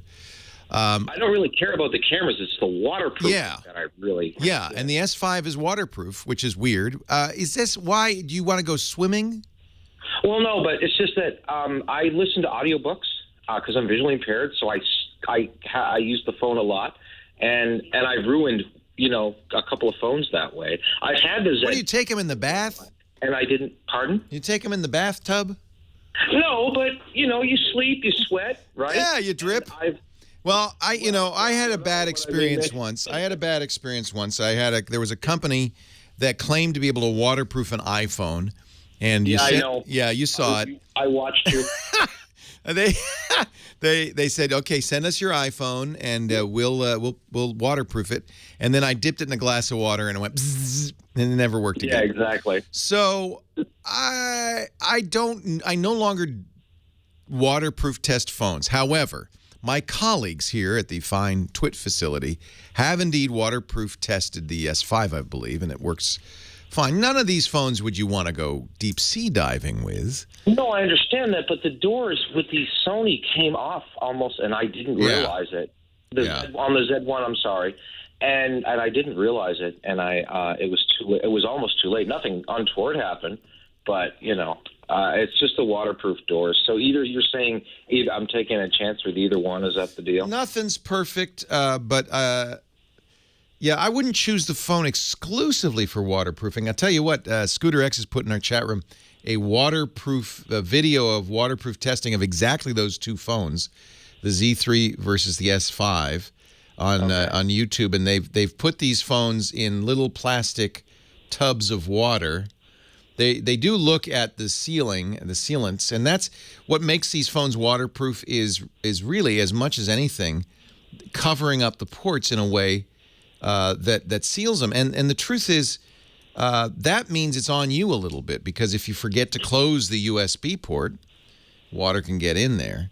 I would say both these phones. Look, what is are the ratings? They have these waterproof ratings. Are the ratings the same? I haven't looked. I think the Sonys were a little bit better. Yeah. I think. They give them, I can't remember, IP4 or IP5. I'm looking at this video. I mean, these phones are in tubs of water. And they're no longer responsive. That's not a good sign. Let's see after they dry out for a little bit. You're not going to do that, though. You're not putting them in a tub of water, are you? That's not my intention. No. Yeah. I'm not going to take them swimming or nothing. Yeah. I would say any of these. It's just that she bakes with hers. Right. So, lady, don't take the phone in the shower. Let me see the waterproof ratings. Yeah. There's a standard for, okay? Yeah. And so you need to see what the waterproof rating is for each phone, and that will tell you a little bit. The IP number will tell you a little bit about what it can do. I'd have to look this up to see what the Z3 versus the S5 IP number is. All right. And then if you look up the IP number, it'll tell you exactly what it is, like how. If it's IP58, it can be immersed in 1.5 meters of fresh water for up to 30 minutes. That's the definition. So you can actually look and see. And there's fairly rigorous testing they have to pass, but that means all the seals are intact, all the portholes are closed. And the truth is, in real life, especially if what you're worried about is accidental dunking, that may not always be the case. Yeah. So I don't trust the full waterproofness of these phones. I think what it really will say is, are you in the rain and you want to take a picture? Don't worry about it. Yeah. So the Z3 is IP65. That's pretty good. Yeah. Okay. People like the Z3 a lot. It's a great camera. I am not a fan of Sony or Samsung's, as you've heard me say, modifications to Android. For some reason, I didn't like the S5 at all, and I felt like the Z2 wasn't. This I feel bad because everybody loves these Xperias, these Sony phones, and they've never really moved me. So I would say of the two, I would get the Z3. Okay, and I got one more about virtualization for virtual machines under Windows. Windows 8 specifically. Can you recommend a virtual machine? I think the king of the hill is, of course, Windows has its own Hyper-V, but the king of the hill in third-party virtualization. Yeah, but I need Windows Pro for that. I only have... Yeah. No, I'd say VMware. That's the king. VMware offers appliances that you can run for free. You can then install various operating systems. It's my first choice. And, if you have Windows Pro, if you have Hyper-V, I guess because it's Microsoft, that might be a better choice. But VMware is a king of the hill. Love VMware. And I've used it a lot. There are free, if your needs are few and your dollars are even fewer, there's VirtualBox, the free choice, but it doesn't have anywhere near the features. VMware. VMware. Nothing more to say. VMware. Hey, thanks for the call. Get the X3 and then call me and tell me how you like it. I feel so guilty. I feel like, Leo, you got to get an X3. But I already have so many phones. I don't want any more phones. Please don't make me buy another phone. You got to try the X3. You cannot be the tech guy and not have tried the X3. I don't want to buy another phone. Please, don't make me. Tom, Riverside, California, is getting a message from the beyond. Hi, Tom. Hi. Yeah, the message is Windows detected a hard drive problem. You need to back up your hardware. Wow. I just thought wow, what a great way to Isn't that nice? Download everything to somebody else. And, well, no. I would back it up. And they didn't say where to back it up to, did they? no, they have a button on here that says, click this button to begin process. Yeah, I'd hold off that. You don't have to use their system. Let's talk about this when we come back. Leo Laporte, the tech guy. I don't know if that's a smart error, a Windows error, or a malware. I just invented a new phrase, a new word, a malwarer. I'll ask him. Stick around because Tom will. Actually, we could do it right now. Why not? I got nothing else to do for the next 6 minutes. So, Tom, it doesn't say. Is it a smart S-M-A-R-T error, or it sounds like it's a Windows error? It says in the blue banner at the top, it says Microsoft Windows. Okay. There's a big red X, and then it says Windows has detected a hard disk problem. Back up your files immediately to prevent information loss, and then contact your computer manufacturer. Determine if you really need to repair or replace the disk. That sounds to me like legitimate, but I'm worried that you're right. I understand your fear. What happens when you press that button? Well, it goes to another window. I don't have that error up right now. And that's the other thing. It comes up like about every 15 minutes. Yeah, I think it is a smart. So there is in most modern hard drives something called SMART, S-M-A-R-T, which is designed to, but because of the recalcitrance of the hard drive manufacturing industry, never really did warn you about errors. The hard drive industry didn't really want people to see these errors, so they made it. They kind of took the guts out of it. Well, one of the other things that throws me is that when I go to disk management on the Windows 7, it tells me that particular drive is healthy. Oh, that's interesting. So when it suggests you back it up, does it say use Windows Backup, or does it offer a commercial alternative? Do you remember? I don't really. I have a. I can't click on the button to go there now. Yeah. Don't worry about it. I mean, this sounds normal. Okay. So this smart thing is dumb in two ways. One, studies show about a third of hard drives fail without any smart error ever. They just die. And most of the time, when people call me, they never saw a smart error.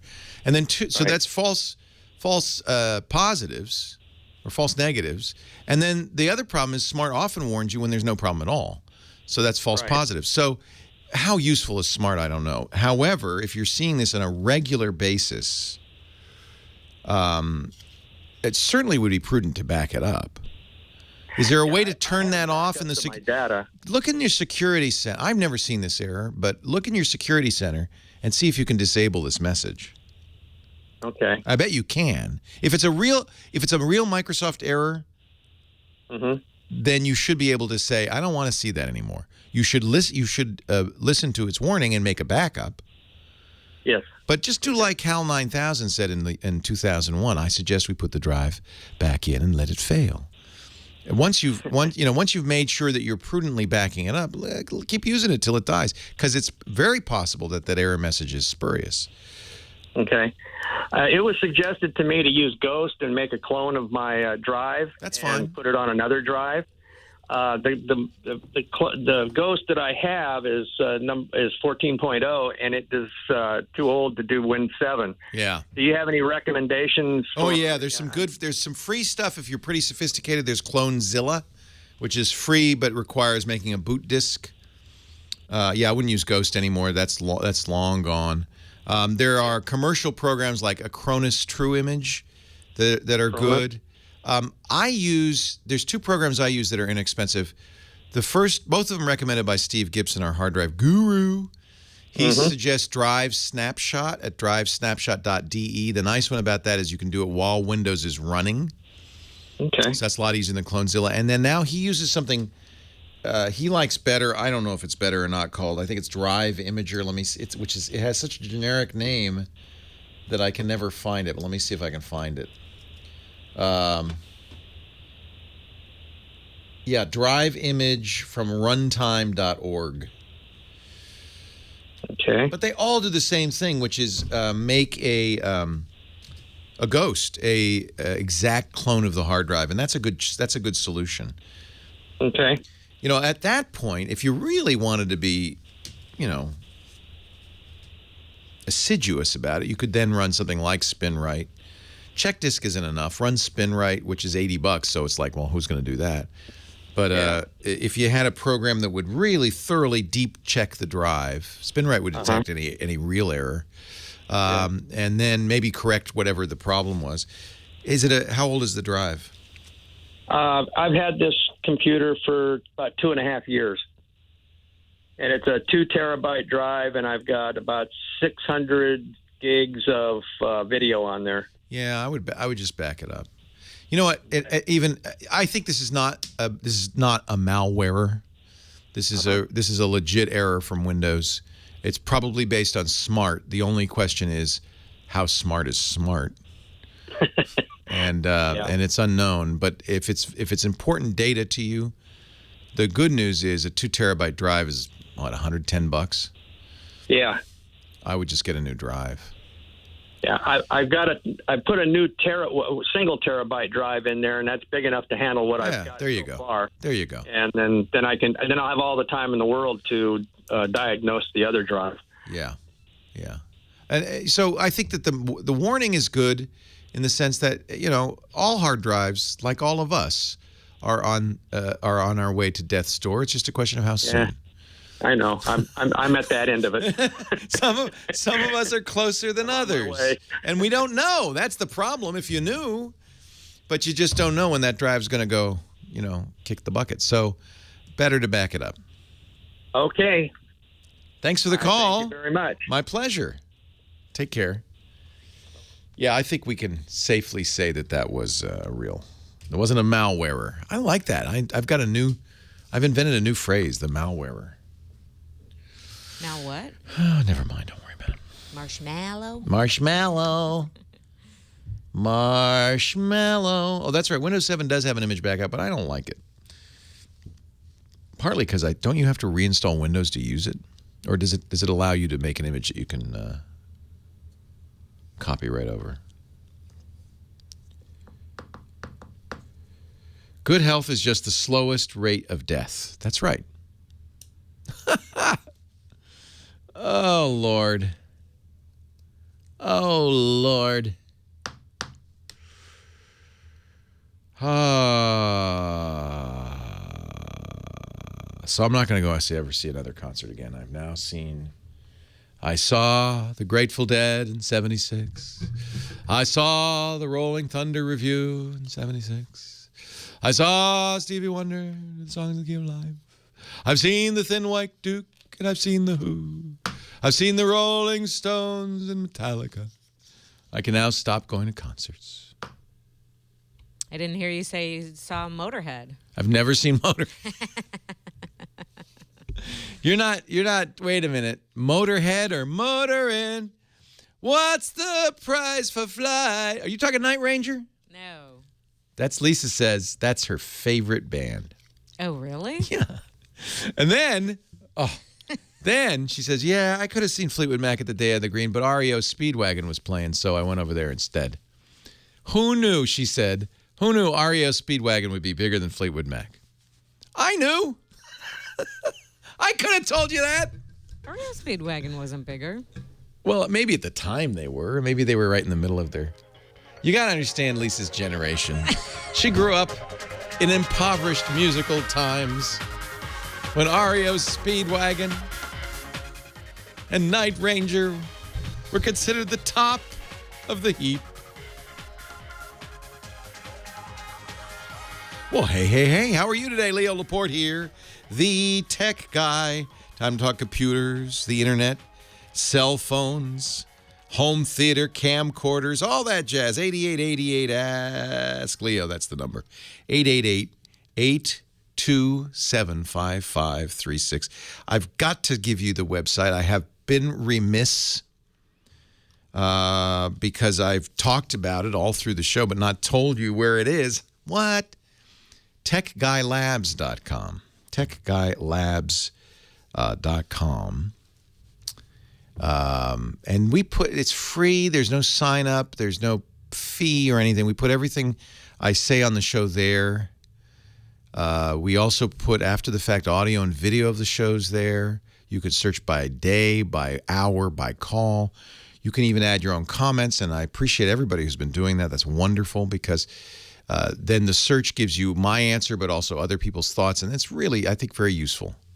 So when I say I'm going to put a link on the show page or whatever, that's where we're talking about. TechGuyLabs.com. And that's all week long, I think, a useful, I hope, a useful resource for you. That's the plan anyway.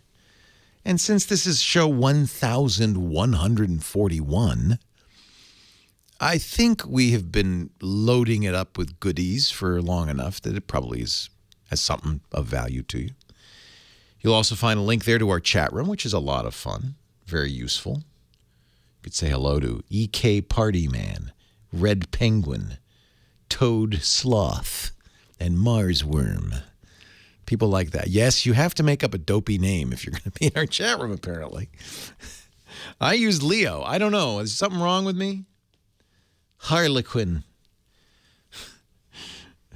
Logan 5 is the most normal name, and that's sure not his name, but a reference to Blade to some movie. What is the movie? Logan's Run. I would guess. What is it about? You know, and the funny thing is, you create a chat name, and then you're stuck with it, right? You have to use it forever. You can't ever, that's your name. That's who you are in the world of chat. Anyway, link to the chat room at techguylabs.com. You'll also find, and I don't mention this often, and I probably should say it more often, you'll find links there to our podcast network.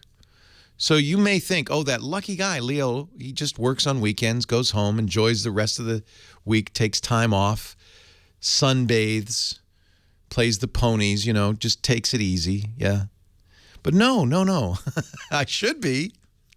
If I had any brains at all, I would be. But foolishly, I thought, well, if I'm only working weekends, why don't I start an entire separate line of businesses, shows, where I just put them on the internet and let people download them for free. And that's the podcast network. And I do, besides this show, 9 others that people who are interested in geeky stuff will enjoy. Windows Weekly, Security Now, Mac Break Weekly for the Macintosh fans, iPad Today if you like iPads. And then we have other hosts too. There's like 30 shows there. Live broadcast 24/7, including this show.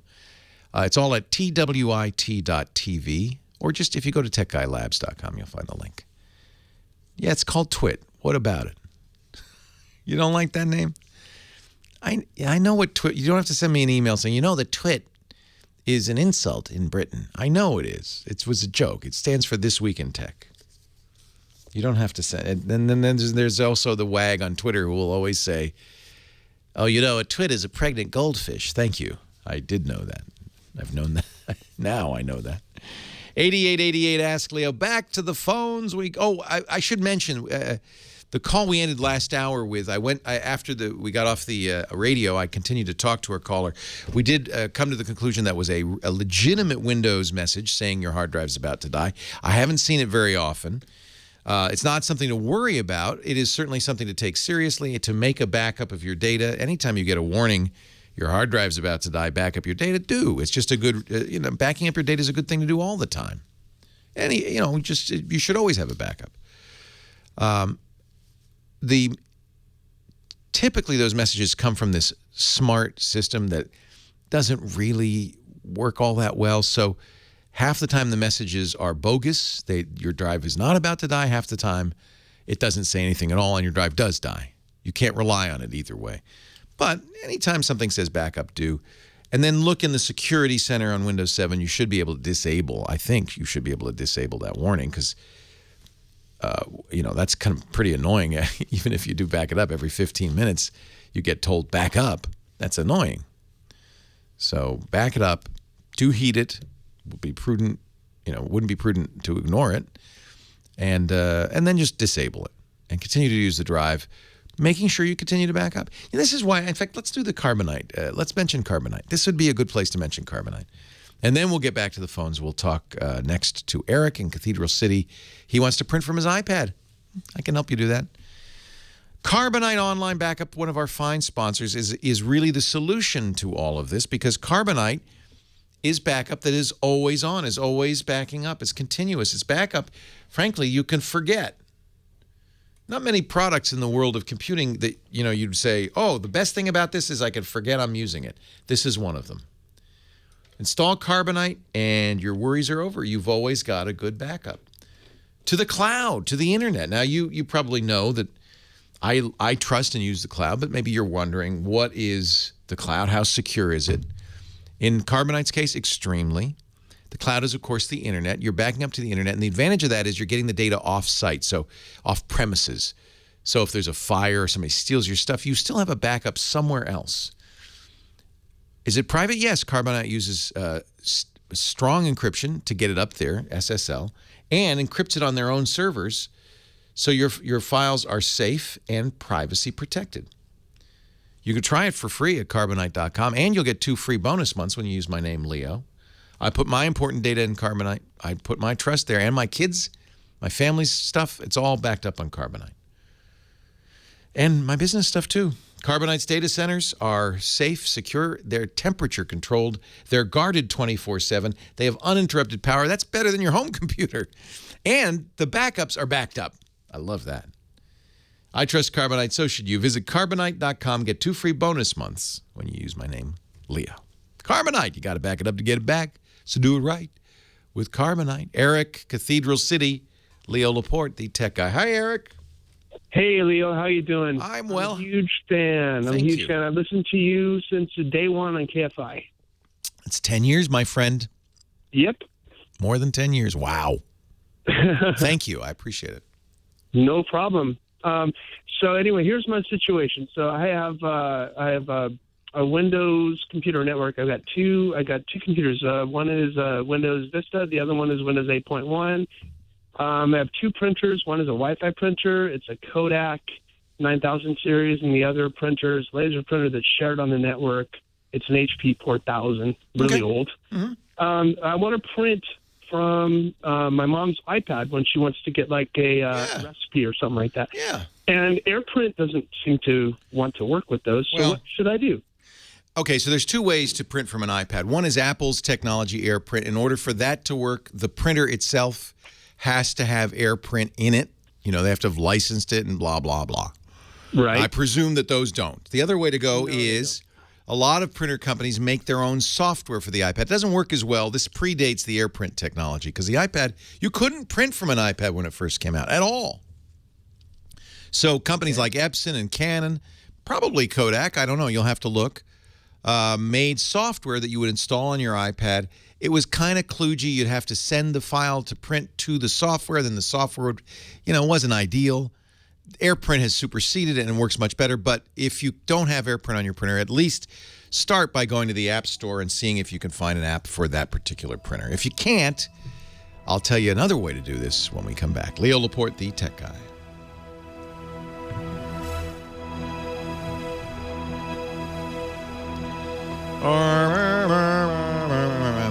You have to understand that the iPad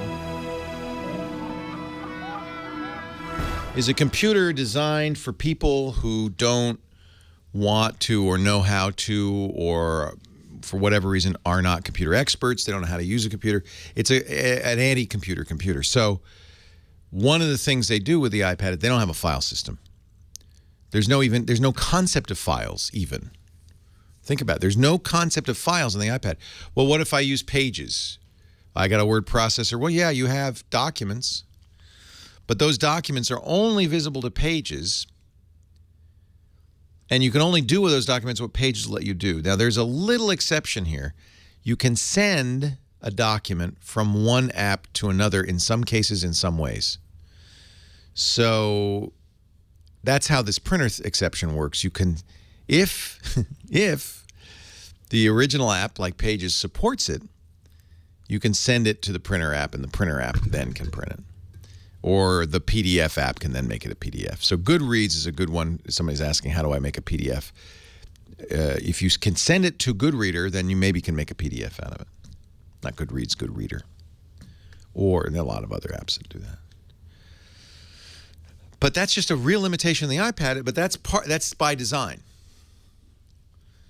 And that's why they didn't even think anybody would want to ever print from the iPad when they first made it. They didn't even have printing. It was an anti-computer computer. That's how it is. Now I'm going to eat soup while you stare at Heather. Leo Laporte, the tech guy. We were talking about printing from an iPad. So I mentioned that the original iPad had no printing capability because Apple really thought of the iPad as the anti-computer, the non-computer, the computer for people who didn't want to know or think about using a computer or know they were using one. It was an appliance. And in the original versions, I suspect this was designed in, they did not print. What do you want to print for? You don't need to print. Printing's old school, but people still want to print. A recipe is a good example. You don't want to bring your iPad in the kitchen and get all the sauce all over it, so you print out a piece of paper so you can, have it in front of you. That's a good example. People still like to print. So Apple recognized this. First, the printer companies recognized it, and there are even third-party printer apps that will let you print from the iPad using Wi-Fi. But that generally requires hardware support on the printer side. If you think about it, of course, the printer A has to be on the Wi-Fi network, and B has to kind of recognize the data coming at. Oh, that's something to print from an iPad. Okay, I'll print that. Apple eventually, I don't know how long it took several years, finally realized, we should have printing, so they added AirPrint, and that's something that a printer company can license and put in their printer. But you can also, third parties have licensed AirPrint and have made little dongles, and we were talking about this in the first hour. XPrintServer.com, who is an advertiser, I should mention, Netgear, HP, and others, make little USB thingies you plug your printer into that put your non-AirPrint, non-Wi-Fi printer online and, make them internet printers and support the AirPrint technology. So now you're still not printing really technically to the printer. You're printing to the little doohickey, the XPrint server, but then it sends it to the printer in a way the printer understands. So these devices are $150 thereabouts. You add it, plug it into the printer, and now you can print to it. So if you can't get a printer app for your iPad that works with your particular printer, or if you decide it's kind of kludgy, which it is. Kludgy is a word we use in the tech business. Is that meaningful to normal people? But if I say kludgy, do you know what I'm talking about, Heather? You do. You get the idea. It's kind of onomatopoeia. Yeah, it's kludgy. It's ugly. It's a kludge. I don't know what the origin of that word is, but it is inelegant. How about that? It's ugly. If you want to do it in a more elegant way, then just supporting AirPrint, which is supported globally now on the iPad, and you have to have an up-to-date the iPad, of course. Then you can print from anything using AirPrint, anything that prints using AirPrint, and just add that little dongle to your printer. It turns almost any printer into an airport printer. XPrintServer.com. Rosalind, I love that name, in Temecula. Hello, Leo. Good afternoon. Hello, Rosalind. What can I do for you? Leo, I've decided it's time for me to join the technology age. I've been fighting it off for years, and my family keeps saying to me, come on, you've got to get modern. So now we have a computer in the house. My husband uses it, and all our information is on there. And I would like to get myself something. All I want to do is to be able to, on Skype, speak to my family and friends overseas, especially with a camera, and then to get email and just do general things, look up things. Then that's basically all I need it for. And my son who came with me, and we went to look at, is it tablets, I think? Yes, tablets. And I'm sort of, that's where I'm stuck now. We looked at different ones, and then, of course, we saw the iPad, and then we saw the Sony. And I'm not sure. He says the iPad is much easier to use, apparently, much more user-friendly. So now I'm stuck. I don't know which to get, and I thought I'd ask you for your input. Fair Rosalind. In 6th grade, I played Orlando Dubois in Shakespeare's As You Like It. And, of course, Rosalind comes from that play. Yes. There you go, yes. I shall always think of Fair Rosalind. I think your son is right on, Daddy-O. He's pointing you in the right direction. People buy computers because that's what everybody uses. That's what you use at work. It's what everybody around you is using. But a computer brings with it a passel of worries because it's very complex. It's, as you might imagine, it's an extremely complex machine. If you listen to this show for 5 minutes, that's obvious. People have all sorts of problems with it. It's like saying, I'm going to buy a Jaguar because I need to take a walk down the block. and it's a constant source of woe. And it's more than you need. All you want to do is get on the internet, really. Right. I mean, email, that's on the internet. Browsing, that's on the internet. Little shopping, that's on the internet. And the touch interface is so natural, and all tablets have touch interfaces, that people just go, wow, I get it. 2-year-olds can use iPads. They go, oh, yeah. So it's just natural. Now, geeks like me will say, whoa, but you can't, whatever, do X with an iPad because it's just so limited. It is limited. In order to get rid of all of that complexity, you have to very much narrow your focus. But it's narrowed to, I think, the sweet spot of what 90% of people want to do. You're not planning on making a major motion picture or writing a great American novel, are you? At this stage, I doubt it. You might be an artist, however. An iPad's great for art, sketching, and so forth because the touch interface is so naturalistic. There are lots of things. It's not that you can't create with an iPad. You can. It just doesn't have a real keyboard, so you wouldn't want to spend hours at it typing. It has a keyboard, but it's on screen. It's like typing on glass. But I saw the one. I saw this. Is it the Sony one? It comes with a key. You can put a keyboard onto it as well. I mean, and then it can attach and you can fold it up. Again, as you start to add these things, you're going to add complexity. You're going to add frustration because it's something you have to learn. You can use a keyboard with an iPad. Any Bluetooth, which is a radio technology that lets the keyboard talk to the iPad. Any Bluetooth keyboard will work. Apple sells one. You can even get, Logitech sells a little stand. It looks just like the Sony. The iPad sets in the stand, and you can type on the keyboard. So you can buy a physical keyboard that works with an iPad. The nice thing about the iPad is most of the time you won't want to use it. I see. So you suggest the iPad as opposed to the Android system of Sony? Strongly.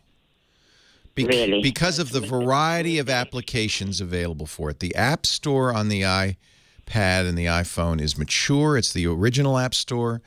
And the apps are generally very elegant. Now, I'll tell you the negative on the iPad.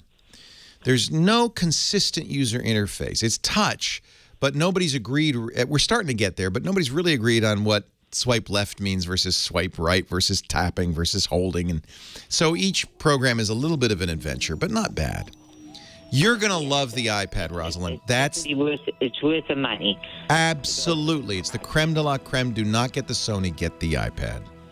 Leo, thank you so much for your help. I do appreciate it. I don't feel as lost as I did before. Bless you, Rosalind. Thank you. Take care.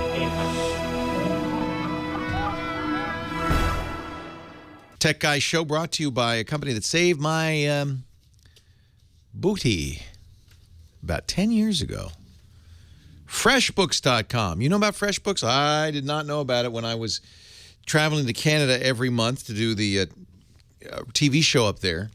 And the way it worked is I would invoice them at the end of the month, except I never did. I mean, I did, but I would wait and wait because I hated invoicing. And then I'd send them an invoice, and they said, "This is for 6 months worth of shows. Are you nuts?" I said, "I'm sorry. I should have invoiced you sooner." Okay. Then Amber MacArthur, who was working with up there, told me about FreshBooks, and it really did change everything for me. Now, this is FreshBooks has been around, yes, for 10 years. Now 5 million people have used it. It is more now than just a way of making invoices, although that was the big lifesaver for me. It made it easy to invoice clients. I didn't wait till 6 months of invoices had accumulated. I could email the invoices. Rogers liked to get them printed. FreshBooks would print them too, stamp it, do the whole thing. And I got paid faster, and that's really one of the keys to FreshBooks. On average, FreshBooks customers get paid 5 days faster. I'd say it's more than that. And if you get in a situation where somebody's late, you don't have to worry about it. Automated late payment reminders help you get paid faster and stay worry-free. But FreshBooks is much more now. You can organize expenses. You can track your time. The FreshBooks apps make it very easy to keep track of billable hours. You can have multiple rates, so it's easy to track your entire team. In fact, your whole team can use FreshBooks. It's easy to add clients, projects, and staff. FreshBooks integrates with your existing apps like MailChimp or PayPal, Google Apps, and more. And by the way, their customer support team has been voted the #1 customer support team in the world. The FreshBooks support rock stars are free forever, and you will speak to a real-life human every single time. John Swee is a photographer who uses FreshBooks. Anybody who does freelance work, has their own business, really should know about FreshBooks. He says, FreshBooks is easy to work with and easy to learn. When I started, I loved it. I could just jump right in. And you know what? I'll echo that. That's exactly was my experience. This ability to organize expenses by taking pictures of receipts, that's new, and that's great, too. Wish I'd had that. Their iOS, Android device apps make it so easy to do all of this. You can track your time. You can invoice clients. And then, when it comes time to do taxes, you send a report to your accountant, and it's easy. Start 2014 fresh with FreshBooks.com. It's free for the first 30 days. Go to FreshBooks.com/TechGuy. And make sure you tell them you heard about it on the Tech Guy when they ask, would you? That's all I'd ask for you. FreshBooks.com/TechGuy. Start your 30-day free trial right now. And make sure you say, I heard about it on the Tech Guy when they ask. FreshBooks. Leo Laporte, the Tech Guy, 8888, Ask Leo.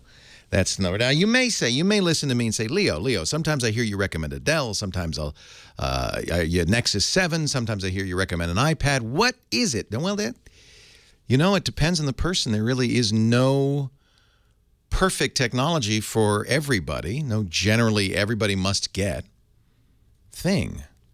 And so what you're getting here is bespoke advice, my friends. You're getting custom-made, tailored advice to each and every caller. I listen. I don't just listen to the words. I listen beyond.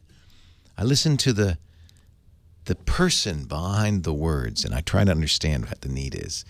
And I think Rosalind is a good example of somebody who said right up front, I don't want to learn how to use a computer. I just want to get on the internet. Nothing better than the iPad for that, I have to say. 8888 Ask Leo. That's the phone number. Doug in Orange County, California. You're next. Hi, Doug. Hi, Leo. How you doing? I'm doing well. How are you? I'm doing pretty good. A couple of quick notes. Happy belated birthday to you. Thank you. That was a week ago, and I'm still 58. Don't understand it. Well, you only got a couple on me, so... Oy, oy, oy. I got the 52nd coming up here in a couple weeks. Yeah. After the big 5-0, you really should just stop counting. But you have so much energy. We'll have to have that conversation another time. You're just as fun to listen to off the air as you are on the air. I am, you know what? I was watching Stevie Wonder in his mid-60s, and same thing. And you realize if somebody does what they love, they have energy, right up till they don't.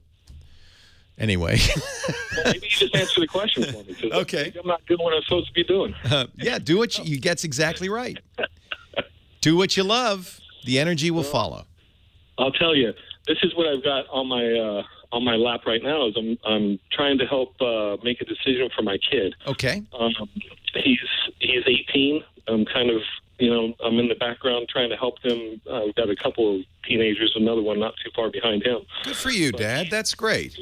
Yeah, well, I've learned because I've just a little bit of my background. I went to a tech school. Mm-hmm. By the time I got out, I realized I was behind the 8 ball, but I was too young and naive to understand that that's what happened to me until about 10 years later when I started reflecting that, they taught me a lot of stuff, and not to knock them, I won't mention the school, but I spent 2 years there, and come to find out, I'm going to, in their defense, it's almost impossible to teach technology and have it be up to date. Exactly, and that's why I'm calling you is to maybe help me cut the chase a little bit. I'm a tech guy from background, and your laser printer conversation really piqued my interest. Oh yeah. I'm a laser printer guy by trade. Awesome. Awesome. Ended up in that, but a little tidbit: Wozniak ended up taking the HP stuff, but then HP ended up taking the Canon engine, and HP's very first laser printer was a Series 1 printer, which was based on Canon technology. Yeah, I think Canon didn't Canon invent the laser printer, basically? Because even the Apple laser writer used the Canon engine when it came out. Yeah. Exactly. Big, huge ink cartridge. What an amazing invention. In fact, if you ever want to have your mind blown, and the world is full of mind-blowing things, but just look at how a laser printer, or even more crazy, how an inkjet printer works, and you will say, that's not possible. Yeah, it's I've enjoyed almost 15 years in that industry. So, but anyhow, I just thought that was interesting. They went on, HP marketed it way better than Canon and got way out in front of them. Anyhow, so I'm back to trying to help my kid get through school.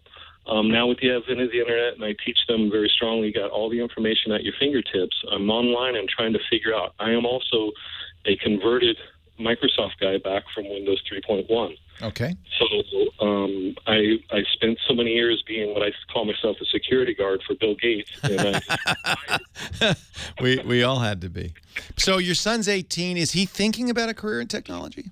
Yes, he is. He's getting into the game programming scene. Oh, very good. Very exciting. He's just finishing first semester with some intro to web design, which was excellent. I learned a bunch of stuff myself because I enjoyed dabbling in that area. But he's got next semester coming up with a game programming class. And as I'm doing research on his teacher and the curriculum, the syllabus, reading the syllabus, and so on, he's very heavily, and no knock on him, he's a heavy Microsoft guy. Right. Very well plugged in, which is... Yeah, you got to be careful because everybody has their favorite, their bias. Right. And does that mean it's the best thing for a kid to learn? We don't know. What is your kid... First of all, he's 18. So I can tell you one thing. When he gets into the workforce in 3 or 4 years, and then project 10 years down the road, he'll only be 28. What's technology going to look like then? I don't know. It's not going to be, and is he sure that game software is what he wants to do? Oh, that's the thing. I think it's going to be a trial and error this first semester. Yeah, you should try different things. Yeah. So let me say this: learning programming is a skill that will always be valuable, in the sense that knowing how a computer thinks and being able to get that computer to do what you want is a very, very valuable skill. Where that computer lives and what kind of computer it is going to change dramatically. It is not, if I were learning programming today, the last thing I'd learn is how to write for desktop computers, unless your goal is, well, I just want a job that I can, it's like learning laser printers. I just want a job I can settle in and do that for the next, 10 years, and I'll worry about the future after that. Desktop computers are going away. We know that. It's obvious. There'll always be a market for desktop programmers. There's still a market for COBOL programmers, for Fortran programmers, but it's going to shrink. Mm-hmm. We also know that right now, if you were going to say, well, where could I cash in? If I want to be, I want to make the most money in the next 2 years, it would be app development. It would be developing games for iOS and Android, right? Right. Probably iOS if you want to make the most amount of money. But that, again, is a short-sighted goal. When you first learn programming, it's really good if you can afford it, if you have the time, afford it not just in money but in time.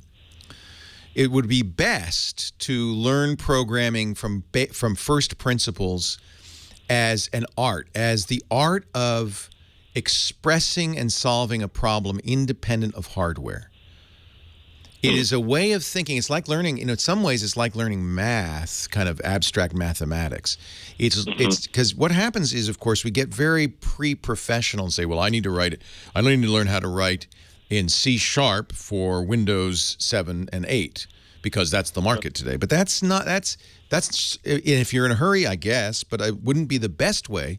The best programmers learned the art of programming first. Now, he may not have the time. Sounds like he's in a technical school. No, actually, community college. Okay. Well, they tend to be more pragmatic and results oriented. But programming is going through a massive change right now. Even the fundamental notion that has been deeply held for the last 20 years of object-oriented programming is under assault. The whole notion of programming is under assault. And really, at this point, learning how to program for the net, for a network environment, is probably the most forward-thinking thing. So there's two things I would say. One is, if you have the luxury, learn about programming in an abstract way as a concept, as how do I express a problem and then express the algorithm, solve it. In all the great programming classes at MIT and Stanford and Duke and Cal Poly, they all kind of have this fundamental concept of understanding and expressing problems in a kind of abstract algorithm, in a way that's not so specific to the hardware. But then you're going to get specific to the hardware, and at that point, I would say, again, if you have the time, the luxury, learn about programming for distributed computing environments, not a specific desktop. I'll talk more in a bit. Leo Laporte, the tech guy.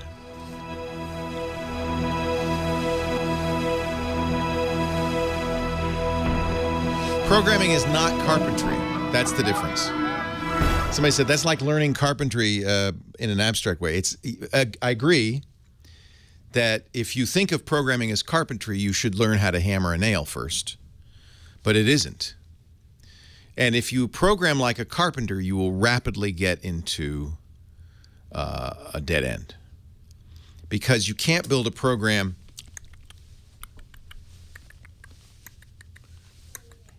and then go, oh, crap. It's a much bigger global concept. It's more like being the contractor than the carpenter. This analogy doesn't work. It's not that. It's an art. It's more like writing a symphony. It's more like, it's an art. So I don't think it's a direct analogy at all to carpentry. It isn't. There are carpenters. There are lots of, and there is always a room for carpenter programmers. Guys who can hammer together a beautiful structure. That's not a bad skill at all.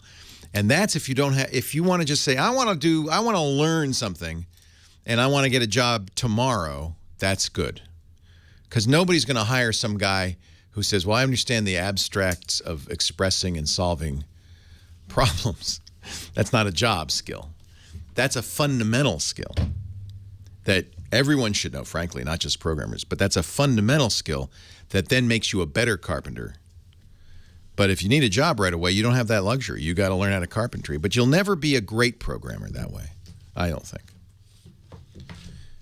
And then the discipline of programming is a whole separate thing. No particular language is important. No particular operating system is important because all programming is the same fundamental stuff. So you could learn on a Mac, you could learn on a PC, you could learn Ruby, you could learn Python, you could learn Lisp, you could learn Scratch. That's not important. Because programming concepts are, you're learning some fundamentals. You're learning how to hammer a nail in a variety of different ways. But the specifics are going to change always. So learning how to think and how to, and methodologies like, for instance, test-driven design, agile design, that kind of stuff. And the problem is these are very fad-driven. So first of all, a professor at community college is not going to be teaching agile, almost certainly, because that's only in the last 20 years, and he's going to be teaching you something that's older than that. He's going to teach you, functional programming, because that's what most people do. In fact, there's still plenty of universities. We were talking about this in Austin. there are still at University of Austin has a center where they teach programming to anybody with very specific goals of being a programmer. You come out of this 2 or 3 year program and you're a programmer, professional programmer, and it's very functional. It's a procedural programming, very old school, and in fact, they're teaching you methodologies that are like, and that's good. That's being a carpenter. You're learning to be the best possible carpenter. And there are lots of great programmers who started there and then took a step back and said, but let me think, more about test-driven design and stuff like this. Let me think more about Agile. But if you have the luxury of learning from scratch and you have the time and money, because it kind of go together, ideally you would learn kind of the fundamentals of it first. Leo Laporte, the tech guy. We were talking about programming, and don't you get me started on this subject. I have strong philosophical beliefs. Look, there are great programming schools. I was just talking about University of Texas has a really amazing program that is pre-professional. The idea is you go in there, 2 years later, you come out of there, you are going to be able to get a job. And that's one whole thing. That's one whole way of thinking about it that is absolutely practical and good. I think the more luxury, if you have the luxury of time and money, the more abstract you get, the better, because you understand fundamental concepts and then can get specific. But it's not always the case, not even often the case that we have that luxury. So in which case, learning to program, Visual Basic on Microsoft Windows, that's fine. Programming's programming. And if you have a mind for it, you'll find ways to learn the other stuff later. Dickie D is here. He's Mad Magazine's maddest writer. And for many a year, isn't Mad celebrating is it 60th anniversary? Mad is up to 60 years. As unbelievable as that sounds. That is amazing. Wow. Yeah. It actually, for those of us who grew up with it, it isn't that amazing. Mad was part of my childhood, so that just makes sense. Well, I'm glad. Actually, it was way bigger with men and still is. We just know it's like the from Three the male. Stooges. Yeah, exactly. Yeah. Exactly. Men like that kind of humor. I don't know why it is, but there you go. Dickie D is... that was very interesting, the whole thing about logic and I knew carpentry and computers didn't go together when I tried to read stuff on my hard drive using a nail as a needle. I thought, you know what? This is not... Computer science is not carpentry. Carpentry. Let's not confuse the two. Exactly. So Dick is not only a longtime Mad Magazine guy, probably one of the best known, most associated authors at Mad Magazine. He's part of that usual gang of idiots that you hear so often. Proud to say it. But he's also our own personal gadget guru, our gizwiz, for want of a better word. Exactly. Always looking for weird stuff. And this wins for weird of 2014. Okay. All right. I'm worried now. The gadget is called Pavlock. And it's because of Pavlov, the guy with the dogs, that you train a dog. When you ring a bell, dinner's ready. And then after that, after you start ringing the bell, the dog just starts salivating because... Yeah, Pavlov's dogs, right. Okay. So this is a way to break habits that you hate via electric shock. Okay? Do you like it already? I have used it.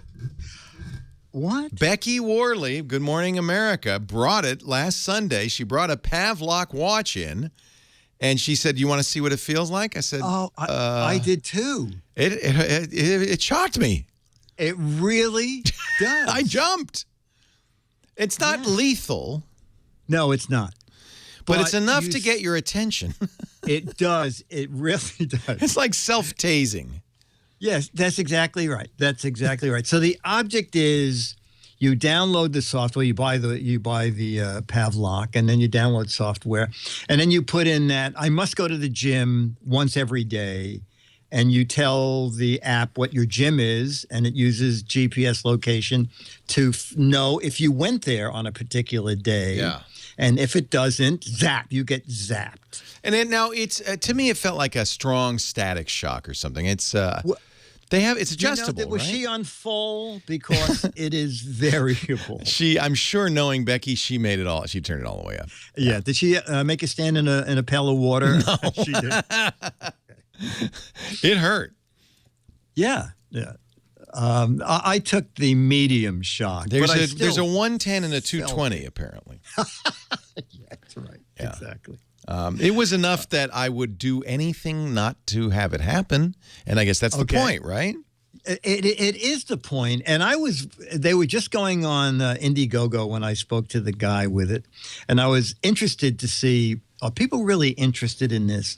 So they were looking for $50,000, and they got $254,000. Yeah, there's definitely now this thing is not inexpensive. It's $200. It seems like it looks like on Indiegogo you might still get it for $169.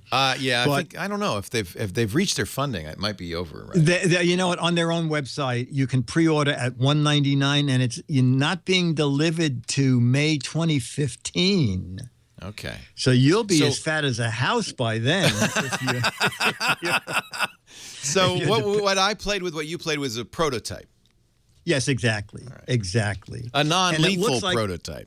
Unlethal prototype. Let's hope. And it looks like they zeroed in now on selling it with the band. When I spoke to the guy said the band might be extra. People might want to just tape it to their body. Well, I don't think so. He had his taped to his body, so he could shock himself right through his chest. Wait a minute. Not his wrist, but other body parts can be shocked? Yes, he had it on his chest. I thought, if you get don't put it close to your heart. That's not. No. You could defibrillate. I was just going to say, it's your. Oh, you're having a heart attack? Hang on. Let me not go to the gym, and I'll give you a shot. I'll be back tomorrow. I'll be back tomorrow. I'll shock you in 23 hours and 10 minutes. But there are sensitive portions of the body where you, like, if it weren't working on your wrist, you could strap it to your inner thigh. Okay, yeah. And you would really want to go to the gym then. Yeah, you would. I'm Stop tempted. dating that thing in a minute. I'm tempted, but I feel like. Are you serious? Well, I feel like I'm not so stupid that I wouldn't just. Well, I'm not going to go to the gym. Let me take the watch off. When the guy was developing it, he had somebody slap him in the face every time he went on Facebook. Okay, so the thing is, Leo, I bet there are people who work for you who would be willing to do that. So I think almost everybody who works for me would be willing to slap me in the face. Okay. You could save $200. Yeah, that's a good idea. I don't know what this is. Well, doesn't Tony Robbins, don't they say just wear a rubber band and snap it? Or, there's all sorts of ways to do that. Rubber band is that's the analog version. Oh. You don't want that. Somebody told me when we were talking about that there's a app where you say, if I don't go to the gym, I will pay $5. And if I do go to the gym, I'll get $2 or something like that. The money you pay goes into a pool. For some reason, I think that's part of this app because in the little 1-minute promo thing, it said, you can get money, you can pay fines if you don't go to the gym. So maybe you can incorporate that into your regimen for doing what you should be doing. Jeff Needles is in our staff is doing it. It's called Gym Pact, GYMPACT. Oh, okay. But and then I told Lisa, I thought, well, I could do that. She said, just give me $100 if you don't go to the gym. I said, that's interesting. Wow. Yeah. I haven't made that deal yet. No, I wouldn't. I feel like it would cost me. It has to be enough so that you would prefer to go to the gym than pay the money, right? Yes, absolutely. Yeah. Absolutely. Yeah, $100 would do it. So, Pavlock, if you don't yet have it, where do you go? You go to pavlock.com and you can pre-order it. But again, delivering in May 2015, so like 6 months away. I'm always hesitant to recommend these things because... Oh, yeah, it's 340 volts is the max. What? So, that's what it says. 340 volts? Up to 340 volts. as we know, it's not the volts, it's the amperage. Exactly. That'll kill you. So, yeah, the amperage has to be low. It should be low. What does it say? Does it? Yeah. It doesn't say. It just says and has the FDA ruled in on this yet? Oh, I wonder. We would like to sell. Con Ed said anything? We would like to sell a consumer electrocution device. Can we get approval for that? Nobody will die in most cases. In most cases. You know who? No, it seems very chancy to me, but it was wild enough to have to talk about. Love it. Pavlock, Pavlok. Dick's website, gizwiz.biz is the place to go to learn more about the Pavlock and all of the fun stuff he talks about, not just on this show, but on ABC's World News Now, Craig's Computer America, his very own. You have your very own show called The GizWiz every Thursday on our podcast network. And if you go to gizwiz.biz, you'll also get to play the What the Heck Is It contest. Are we out of time? Dick, thank you so much. Okay, see you. I will see you next week. Leo Laporte, the tech guy. Have a great Geek Week. Well, that's it for the Tech Guy Show for today. I'm Leo Laporte. Thank you so much for joining us. Don't forget, the Tech Guy is just the tip of the iceberg. We do nearly 30 shows now on the Twit Netcast Network, and you'll find them all at twit.tv. We talk about Windows on Windows Weekly, Macintosh on Mac Break Weekly, iPad on iPad Today. You get your daily dose of tech news from Tech News Today, and our weekly roundtable show, This Week in Tech. It's all at twit.tv. And I'll be back next time with another great Tech Guy podcast. Thanks for joining me. See you next time.